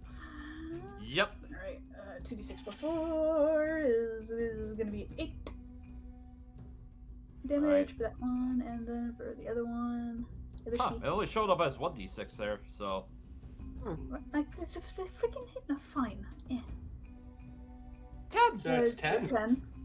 Alright. And then the other one hit, and that's for 1d8 plus. 1d8 plus 4, 7. For 11 damage. Alright. I'm Starting picturing, to look rough. But just still picturing standing. Rue reaching her arm in there, like scratching it, just barely able to hit it, and the Ghast is all the way against the wall, screaming. Yeah, pretty much. Key point. Alright. Flurry of blows again. So 19. That hits. 2d6. There, freaking jeez. 7, 12 damage for that one. 12, still standing. That one's more. Mm-hmm. 5. Still barely hanging on to unlife. Dang. Okay. You know what? She's gonna slump backwards so Alright. that people can get to it easier. Alright, as you jump down off that ledge, you take 3 points of falling damage. But I really am large. Well, it's a 10-foot drop. Bears are bouncy. That is I've fair. watched Animal Planet. But I feel like if I'm large, I would be 10. It doesn't matter. Anyway. Yeah, anyway. Next up is Kwasha. Would you As like me to take the 3 damage? No, it's fine. How- I'm How being large is a stinker. bear on its hind legs? Kwasha with the modifier in hand, firing the horn. Hits! Jeez, for And he once. manages to light that last gas ablaze. And thus ends combat. Hey, Kawasha Hey. got the final blow. Going Kwasha. I know you could do it. Also, now that we have that bit of business out of the way, you guys remembered. Oh yeah, there was that cockroach-looking box that was apparently sitting on top of the sarcophagus. of Yeah, the I think Paka.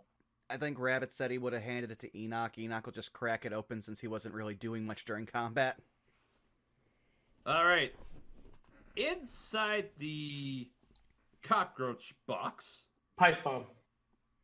this is a cockroach-shaped jewelry box. It's made out of gold. It's set with precious gems, including looks like tiny black pearls for eyes. But as you look inside of it, you see there's a small jade key, which is shaped like a crocodile, and you see there's a necklace with orange beads that are hanging from a chain. And you detect the evocation magic coming from that necklace. Oh no. Boy. I know what this item is. What So, is it? above game, this is most likely a necklace of fireballs. Why does that Ooh. need to fucking exist? Why wouldn't it exist? Because it's You know fun. what? You know what, Caitlin? Wizards are insane. You're correct. Yeah, but for Can those I of us have that aren't, it? for those of us that aren't wizards, you already have fireball. I don't give have me it the anymore. fireballs. Let me I got have rid this. of it because of you people. I want it back. Yeah, no, for specifically for that reason, no. Well, he said, "Oh no." You made me get rid of it. I relented and I learned how to fly instead. Yes, as the person who is in your fireballs the most, I thank you. You Oh, hit he me can more have than the a enemy. rat. I got firmly firmly derailed on my rant. What was I saying? I don't even remember. It wasn't important. I know that much. Something about wizards, and then you're like, yeah, they have fireballs. We need fireballs. And I'm like, you know what? You're right. You're right. I We feel do like it need was- fireballs. I feel like it was something else. Anyway, it doesn't matter. I'm not sure. That's my best guess, Caitlin. Yeah. I'm so sorry. You're on the right Sorry. track, but I was going somewhere else. Oh, Like I damn said, it. doesn't. Okay. Like I said, it doesn't matter. Okay, it's fine. It's fine. We'll fix it in post. We'll fix it in post. Above game, Enoch will be like, okay, so all of this looks valuable. This is magical. Dan, can you do your thing? Will do, and I will ritual cast identify and see if it is exactly what we think it is. Okay, so you cast Identify on this necklace. Above game, it is as Enoch described, and this is indeed a necklace of fireballs. It currently has 8 beads on it, but most importantly, Enoch, your Identify picks up something else about this necklace. You discover that this necklace is, in fact, cursed. Whoever wears the necklace of fireballs, all the beads simultaneously detonate on the wearer. It's gonna identify that, look up, and throw it into the room. We don't need that. Why? It is Oh. a necklace of fire. Oh, it's gonna be worse, isn't it? Oh! Oh no. You threw Oh, you threw 8 batches of C4 into a room with Rue. Oh my god! Oh, what? Okay, so, hold on. Oh, I'm gonna super die again. I'm, Well, I'm, I'll go I'm, ahead. gonna, I'm gonna move over here. I'm gonna move over here. Okay, Ruru, I need you to make a dexterity saving throw. No, You no, get they plus don't. 4. They Hold don't. on. Counterspell. You didn't do that. I was about It's to. not. This is not considered a That's- spell. This is considered Damn an it! action of an item. I Can I think it was- choose where I'm throwing it exactly to maybe mitigate some of this? Because he would want to get rid of it. That's a 23, It is a Caitlin. Make- 23. Make it. I suppose. Well, I can make 8 of them. I don't mind. I'm for it. You Well, got the a plus thing 4. is- this is What I would was I gonna roll say- for how far exactly he can throw it? roll a percentile to see how well you throw this. Okay. See, Because I I'd want to feel get it away from anyone who he cares about. That's a 65. Okay. I'll say with that you managed to lob it over towards the throne, Okay. and it goes off. Good news, Rue, you're safe from the explosion of the fireball. Bad news. I'm not. Oh no. No, you're safe, Elise. The chair You're is safe, not, though. Elise. But the artists that were working on all of their paintings, they immediately go up in flames. And as that happens, Oh no. you hear a guttural groan coming from the floor of this chamber. As erupting from the floor in front of the throne, What? a large mass of sinew, bone, and flesh seeming reptile in shape. Similar in form, you could say, in fact, to the King of Feathers, as this undead Tyrannosaurus Rex erupts from the floor. I need everyone to re-roll initiative once I clear it out. Oh boy. Real quick. Draco. Oops, I didn't click my token. That's a 7. Yes. I love you. Never mind. You're a good friend. But fuck you. I made a terrible mistake. I just You wanted did. it gone. You made a horrible mistake. I'm almost slightly disappointed that I didn't get to roll my. I was there for the chaos. You made the biggest oopsie poopsie. I guess I was due, in all fairness. You know what? You really were. I'm I glad. feel. You remember that one scene in Fresh Prince of Bel-Air where Will walks in on everyone else in trouble, and he's like, "Oh my God, Uncle Phil's pissed," and it wasn't my fault. Above Game Mill, a quick question. So did I waste a spell slot on that? I'll say that it wasn't a spell effect. You retained the spell slot from that, so it's perfectly fine. I'll allow you to take it back. Thank you. I forgot to click my token, but my initiative is 21. And mine was 7, but I didn't click my token. All right. 29. Let's say order the NPCs turns once more. Uh-oh. There we are. And turn for Orphax, who rolled a 10. Kawasha rolled a 6. Also above game, I just found out that the Kingdom Hearts animatic from 2004 or 2003 finally got put onto YouTube. Oh. Ooh. I'm gonna watch that as soon as this is over. Banana. But yeah, this game has taught me a sincere hatred of Fireball. Hmm. In character or above game? Both. Yes. It's just the grenade launcher of the game. Yeah. I only apologize to a certain extent because half those were really funny. Fireball is a great spell, but you gotta be aware of your surroundings. You're what? I'm gonna be honest. Like half the time, even if I did have it, I wasn't gonna cast it the entirety of this dungeon anyway. So it's a good thing I let go of it. It just reminds me of that meme I've seen plenty of times. I didn't ask how many people were in the room. I said I cast Fireball. Yeah. You The guys worst are person all. to have it. Yeah. You guys are all lucky because this thing rolled a modified 0 for its initiative. Good. We get to just beat the shit out of it before it gets to move. Mm-hmm. Let's see. Oh, I'm not in the turn order. Oh yeah, sorry. Just let's see. I got a 7. Let's see. Also, I'm kind of surprised I didn't get hit by the blast radius because I am just inside the 20-foot range. If it hit here.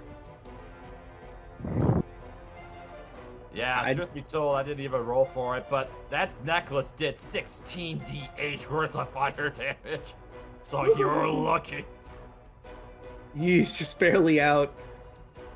And before it rolls all at once. Alright, so what was, let's see, go ahead and add your initiative. Boy, one square away from making another character. Alright, Ooh. so that's for Dan. You just have a Rolodex of characters now. And then for... So Dan, you said you rolled a 6, yes?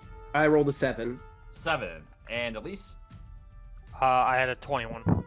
21. Okay. I mean, Alright. depending on how the explosion happened, I probably could have survived it. Just for flavor, I think Dan, after the explosion happens, go, I didn't know it would explode on impact. 2. I'm so sorry. As you see the swarm just erupt out of the ground. Let's see. Just for fun, I'm just rolling for the damage. While you're doing that, can I respond with a free action real quick? Sure. So. Because Zeno looks at Dan. You just cost me. Like, I paid that man 6 gold or 6 silver for his work. It's gone now. That poor zombie was just making art that I just gave him money and he's gone now. Like, Zeno is actually really sad about that because he's like, the art was really good. Alright, so that fireball did 60 points of fire damage. 60? Yes, that would have done 60 damage if anybody. I would have was close. lived. I was gonna say, actually, I would have lived. I definitely would have been knocked out in bear form. The funny thing is, I would have lived. I would have been fucked up, but I would have lived. I would have been, yeah, same. Alright, everybody, so with that out of the way, let's get this combat started off, and Rue, you're up first. Well, okay. Beat their ass! Rower.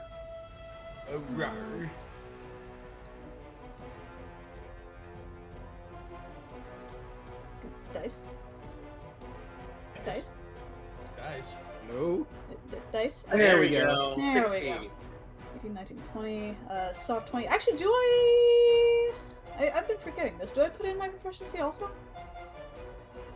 Yeah, Okay.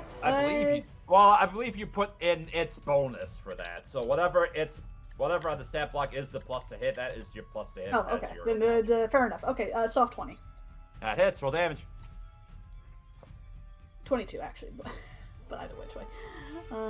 It's gonna be the D8.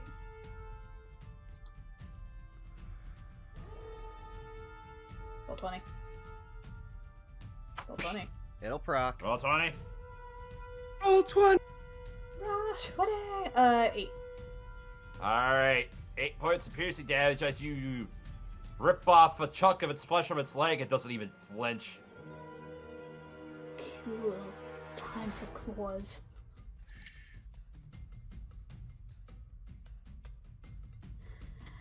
Roll 20. Come on now. Roll 20, bubble, come on, baby. Bubula. And that's gonna be an 18. That hits, roll damage. Alright, 2d6 plus 4.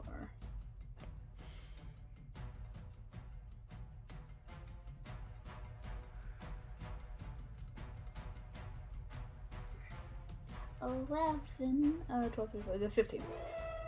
For 15, alright. Alright, so I gotta do damage, or calculations, got it. Anything else for your turn, Rue? I don't think I can do something more. Alright, Elise. As So- you finally feel the heat settle down, you now see this massive form in front of you. So, I have a question. Theoretically, if I were to fire a shot at this creature and hit and proc my bursting shot, which is 2d6 force damage to it and each creature within 10 feet of it, could I theoretically hit it at this square here so that I don't hit Rue with that?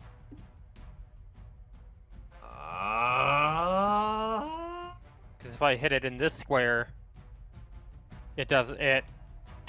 It's beyond the. Rue would be beyond the 10 feet. Well, buffer. if it specifies within range of the creature is the question. I tell you what. If you're able to move in a spot where you could potentially shoot it over here, I would say I would allow it. But if you were to hit it based on line of sight where you are at right now, you would definitely risk it.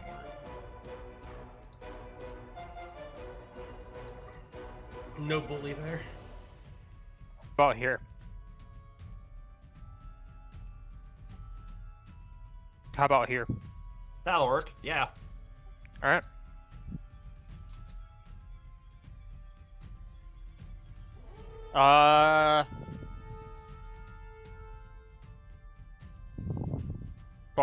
Gonna go ahead and bonus action spend another first level to re-up Hunter's Mark on this guy.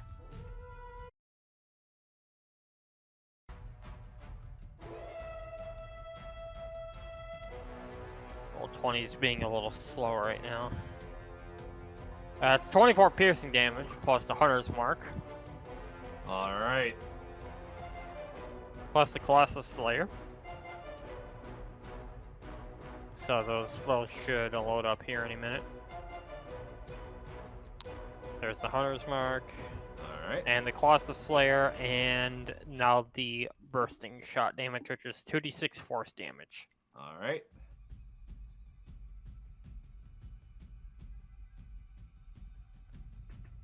Alright.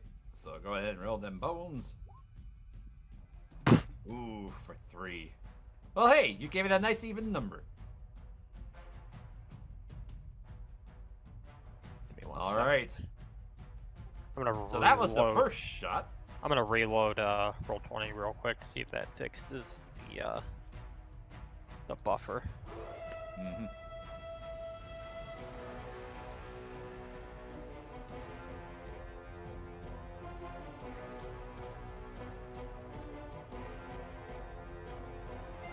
All right. Alright, and then let me go ahead and shot number 2.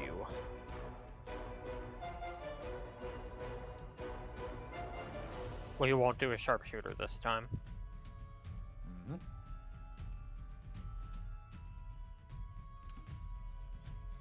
There we go, 28. Yep, that'll hit.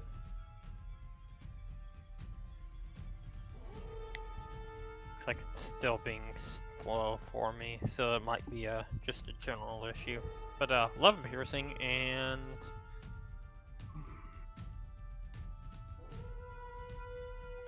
Hunter's Mark.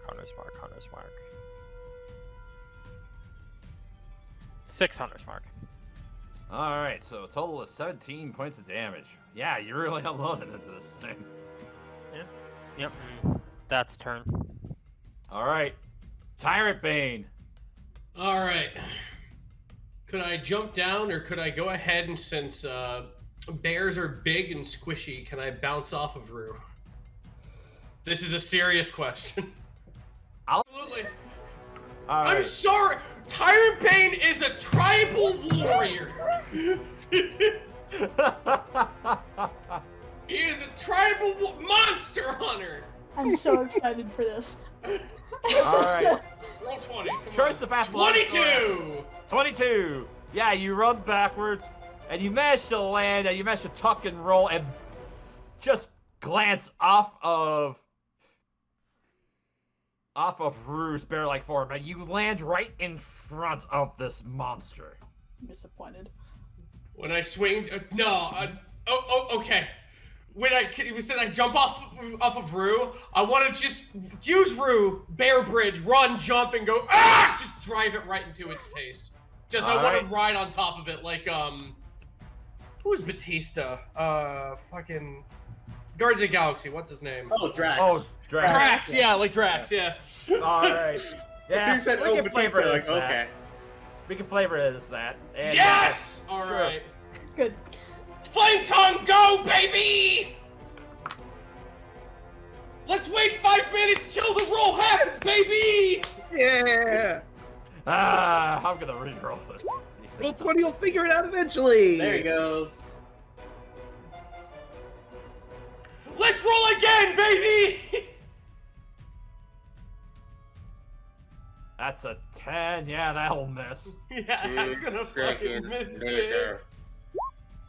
Oh my god! I already Oh, used my inspiration. I hate my life. In spite of your best efforts, You your still sword have your does not inspiration? Vashify his No, purchase. you Yeah, used he it. used his purchase or his roll already Damn it. for the athletics check to try and open the closet. Right. That's right. Alright. Well, I did my damnedest and I looked cool doing it. I don't care at the end of the day. End turn, that's me. Alright. Enoch, it's your turn. Enoch is just going to do his best Rue impersonation and stone grinding turn to Dan. Dan looks so upset with himself right now. We're gonna have a talk after this. As he reaches into his pocket and pulls out 10 of his arrowheads. Just a second. Oh boy, animate objects. Yep, so those literally will fill up its entire space without conflicting with it. So prepare for me as my bonus action. I make 10 attacks on this thing. Oh boy. Okay. And for brevity, where did you say you were dropping them? Literally, they can move up to 30 feet, and they can literally occupy the same space as whatever this thing is. 13 on the first attack. That hits. Okay, oops. Went for the second attack before doing the damage. Eventually, roll 20 will catch up with us. And I'm at least recording this stream now, so that way I only have to cut this point on into everything. So that's 8 damage, 26 to hit on the next one. Alright, that also hits. Should also point out, these are magical. Yep. Not that it matters. It's not resistant to any of that damage, so keep your up. Well, Let's I wasn't see. sure, so as soon as that damage procs, All 7. right. So plus another 7. Alright, I think I'm just going to press several of these so they all start proccing quickly. Yep. 11 probably misses. That actually hits. Oh, wow. I'll let that go then, and then press a bunch of these. Weird. Honestly, never hits. Let me grab my counter, because I can at least keep track of how many of those hit if you just spam. Yeah. Alright, so you've had 1, 2, 3 hit, 4, 5, 6. That's a miss. 7. So that was out of 8. Wait, 1, 2, 3, 4, 5, 6. So that was 6 total that I've hit out of 8. Okay. Wait, 1, 2, 3, 4, 5, 6, 7. So that's 7 out of 8, 9. So one more. Okay, there's the last attack, and then I'll just start rolling all the damage.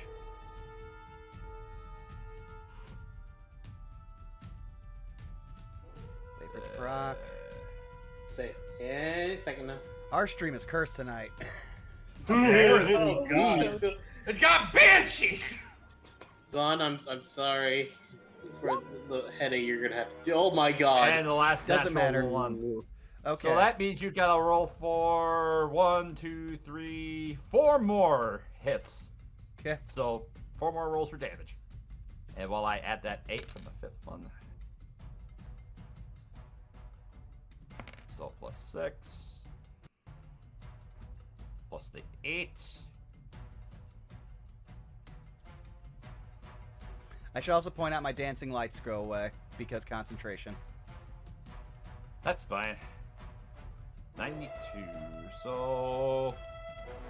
There's One one more. more that needs to proc, but I'm waiting for it. Mhm. Doesn't, I'll press again just in case. There it Yep, is. here it comes. Hey! 7. All right. So in total, 15, 23, 30, 36, 42, 50 damage. Wow. Yeah. Now this thing is starting to look, not quite as potent as it could have been. Anything else for your turn, Enoch? Nope, that's it. All right, Zeno, it's now to you. Alright, so Zeno walks over here to where he's in open shot. No one's in the way. I'm gonna roll for the surge first because I want to make sure that I can do this right. All Does right, that fit? while you're fast. 5th level lightning, right at that guy. 5th level lightning bolt. Okay, no surge detected, and let's see how it does on the dex save. As Yeah, that's a failure with a 12.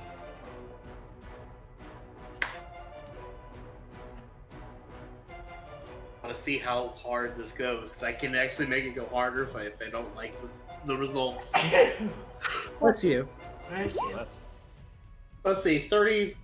Yeah, no, I'm gonna try that again. All right, I'm- so you're I'm spending a really- sorcery point to roll how many? When I roll a Like- damage spell, I can spend 1 sorcery point to re-roll the number of damage.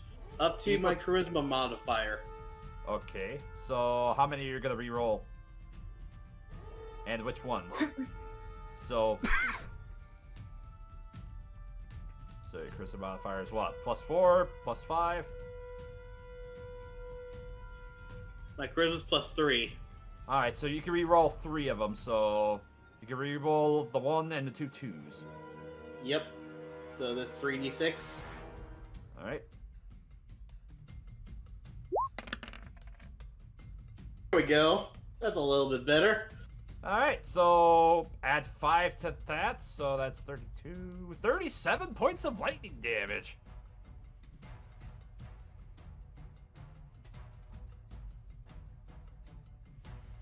There we go. I feel good about that. I was able to do that or do that right the first time. Alright. Next up is Yuki. Right?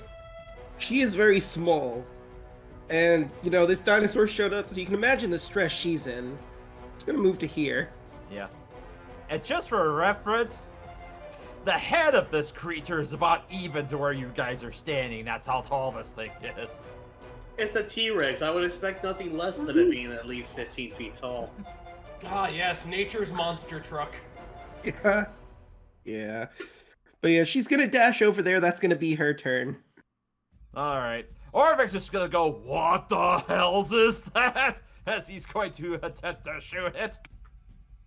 And hit, and get sneak attack. It's the consequence of our own stupidity. Oh, Yeah. look, it's the consequences So of our own actions. 12 points of piercing damage.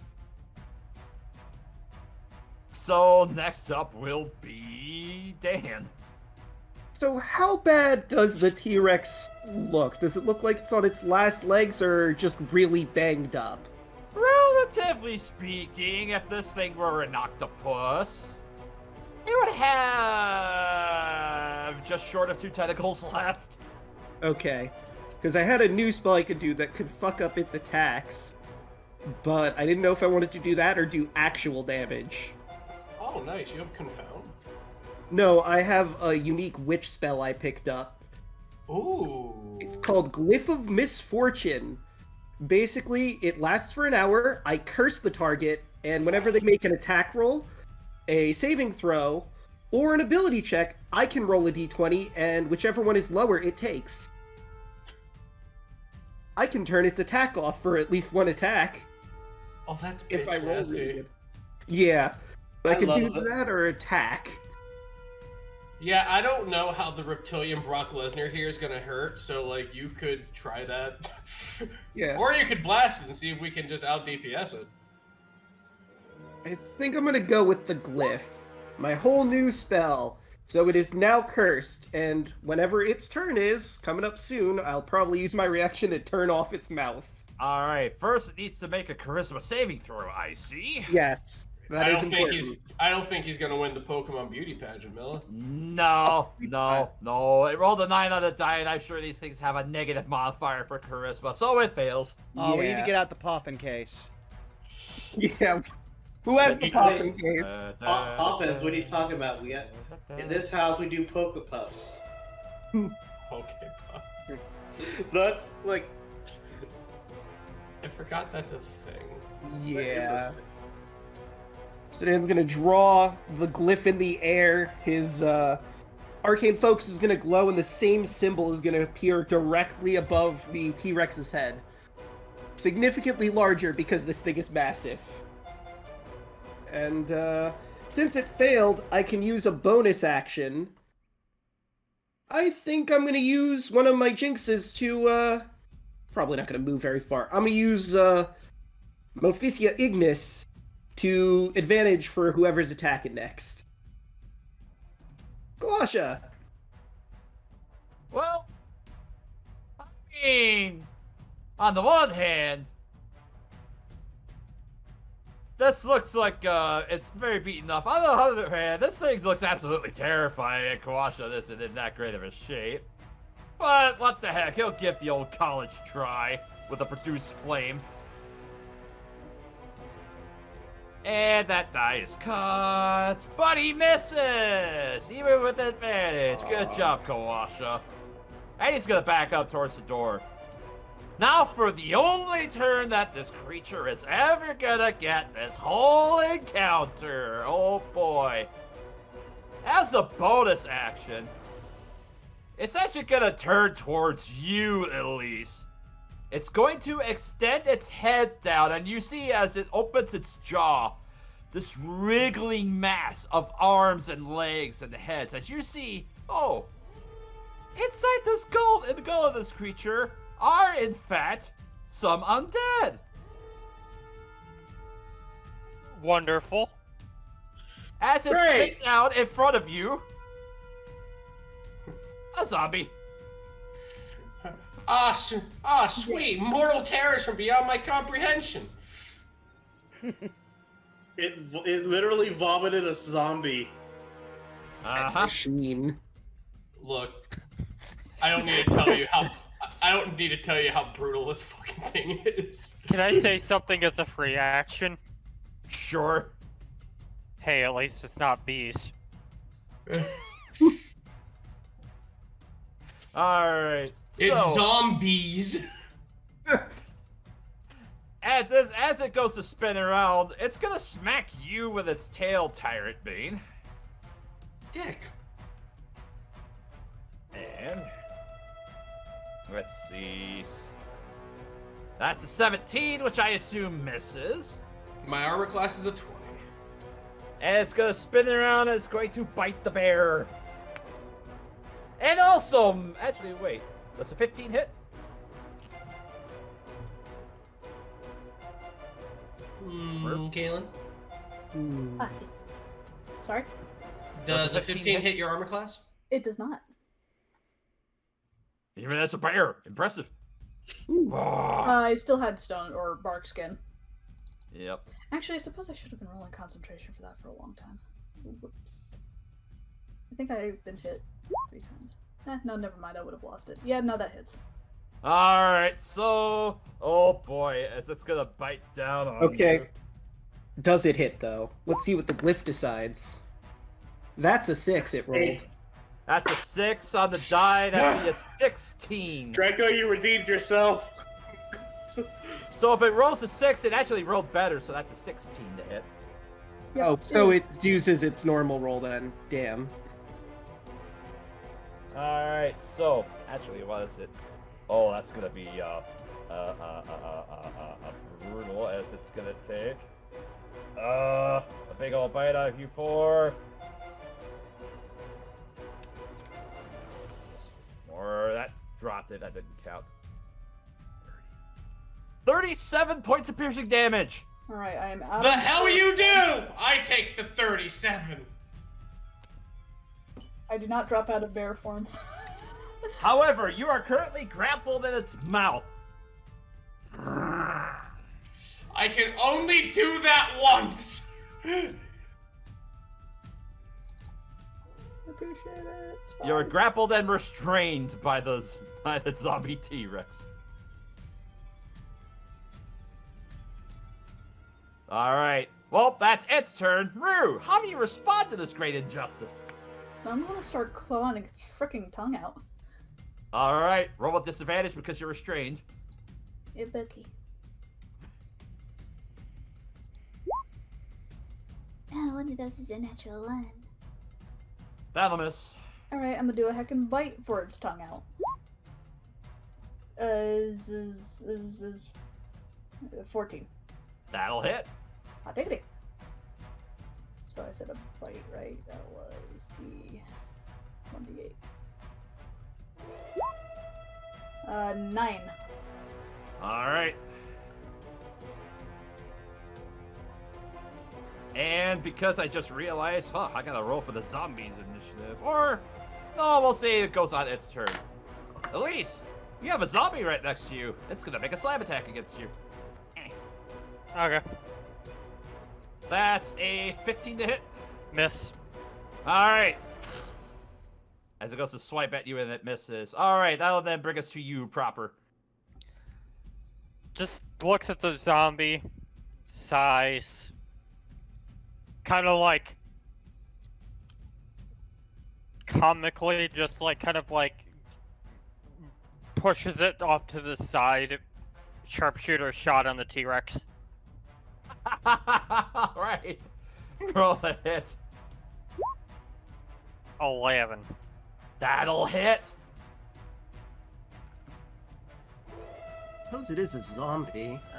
So that's gonna be 24 piercing, and we'll just for the sake of whatever, roll there. How do you want to do this, Elise? Just sees it spit up the zombie.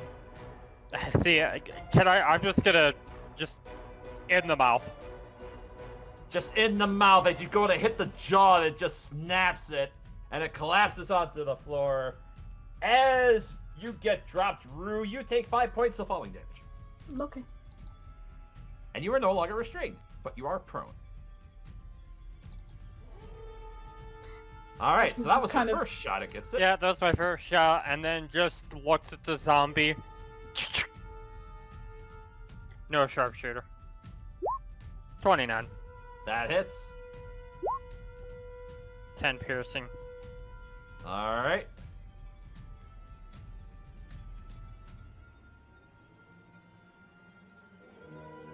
And actually, let me just double check something too. Does this have... Alright, I gotta double check for something else too. For the zombie. Let's see, so that was 20. I just realized I could have moved my hunter's mark onto it, but it sounds like it probably isn't gonna matter. Alright, so I was just double checking something else. Yeah, that's the thing about these T-Rexes. The zombie T-Rexes also have undead fortitude, so even if it rolled very high with all that damage it took, it wouldn't have passed it. So, you're lucky. That was almost really horrifying. Mm-hmm. Alright, anything else for your turn, Elise? Just bonus action, move hunter's mark to zombie, and good. Alright, Tyrant Bane. Okay. I look like complete hell, and I'm going to smash this creature. Alright, bear in mind that the only other creature that's still in combat is the zombie over by the throne. And it's 10 feet above you.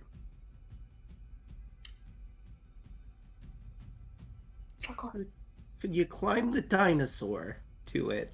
I'm going to run up the dinosaur's body to it and then do a spear. Alright. Please get a nat 20. This is, if anything deserves a nat 20, it's that motion right there. I'm going to do I'll allow an an athletics. athletics check in order to climb the back. 27. Yep, you managed to make your way up there. And- Alright, horns. Horn attack. 27. That hits. 9 piercing. Smite. Alright. Alright. That is a smite. That is at 2nd level, so that is a 5d8 on this thing. Because it's undead. I mean, it's a zombie. My hands are tied. Anyway.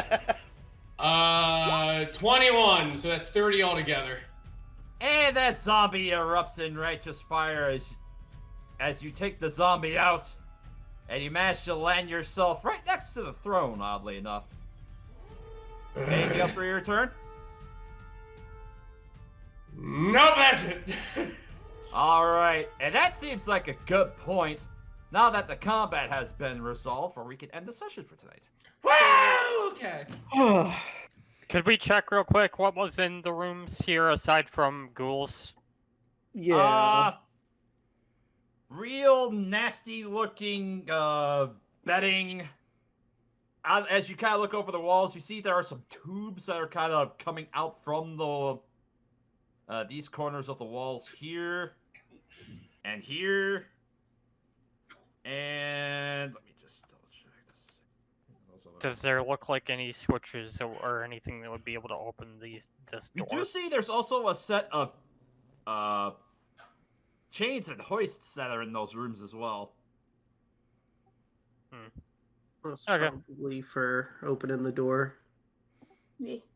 We could probably just resolve that next week, but at least I'll Yeah. just say, I think I found out how to open the door. I'm so sorry about all of that. The necklace explodes when you wear it.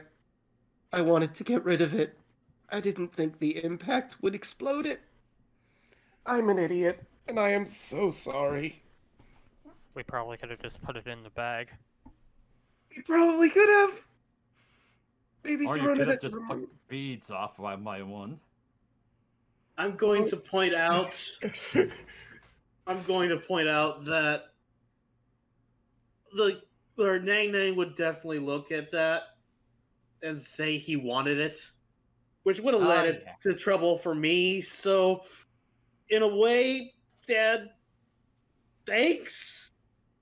But do be careful next time. I should have just put it back in the box.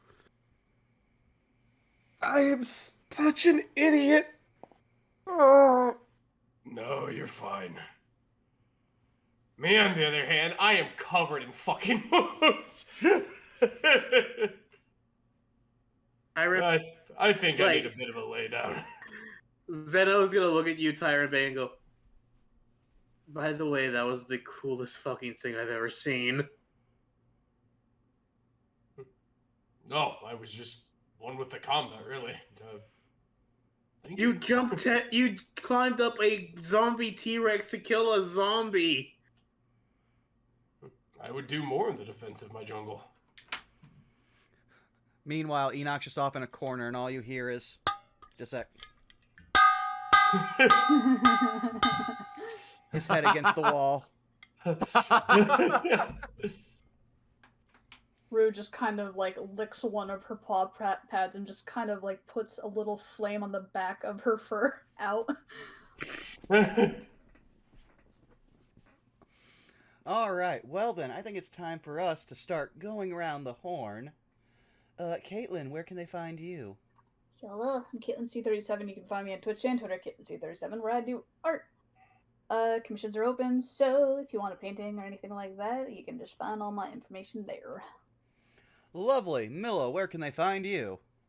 Well, when you can't find me DMing for this lovely group of nerds I am happy to have as players, you can find me on Twitter at MillaNinjaNerd, and also occasionally streaming at twitch.tv/MillaNinja, and probably on hiatus for at least a couple of weeks, but coming up in November 7th at twitch.tv/LeJake, we are starting the next chapter of Trials of Eidos.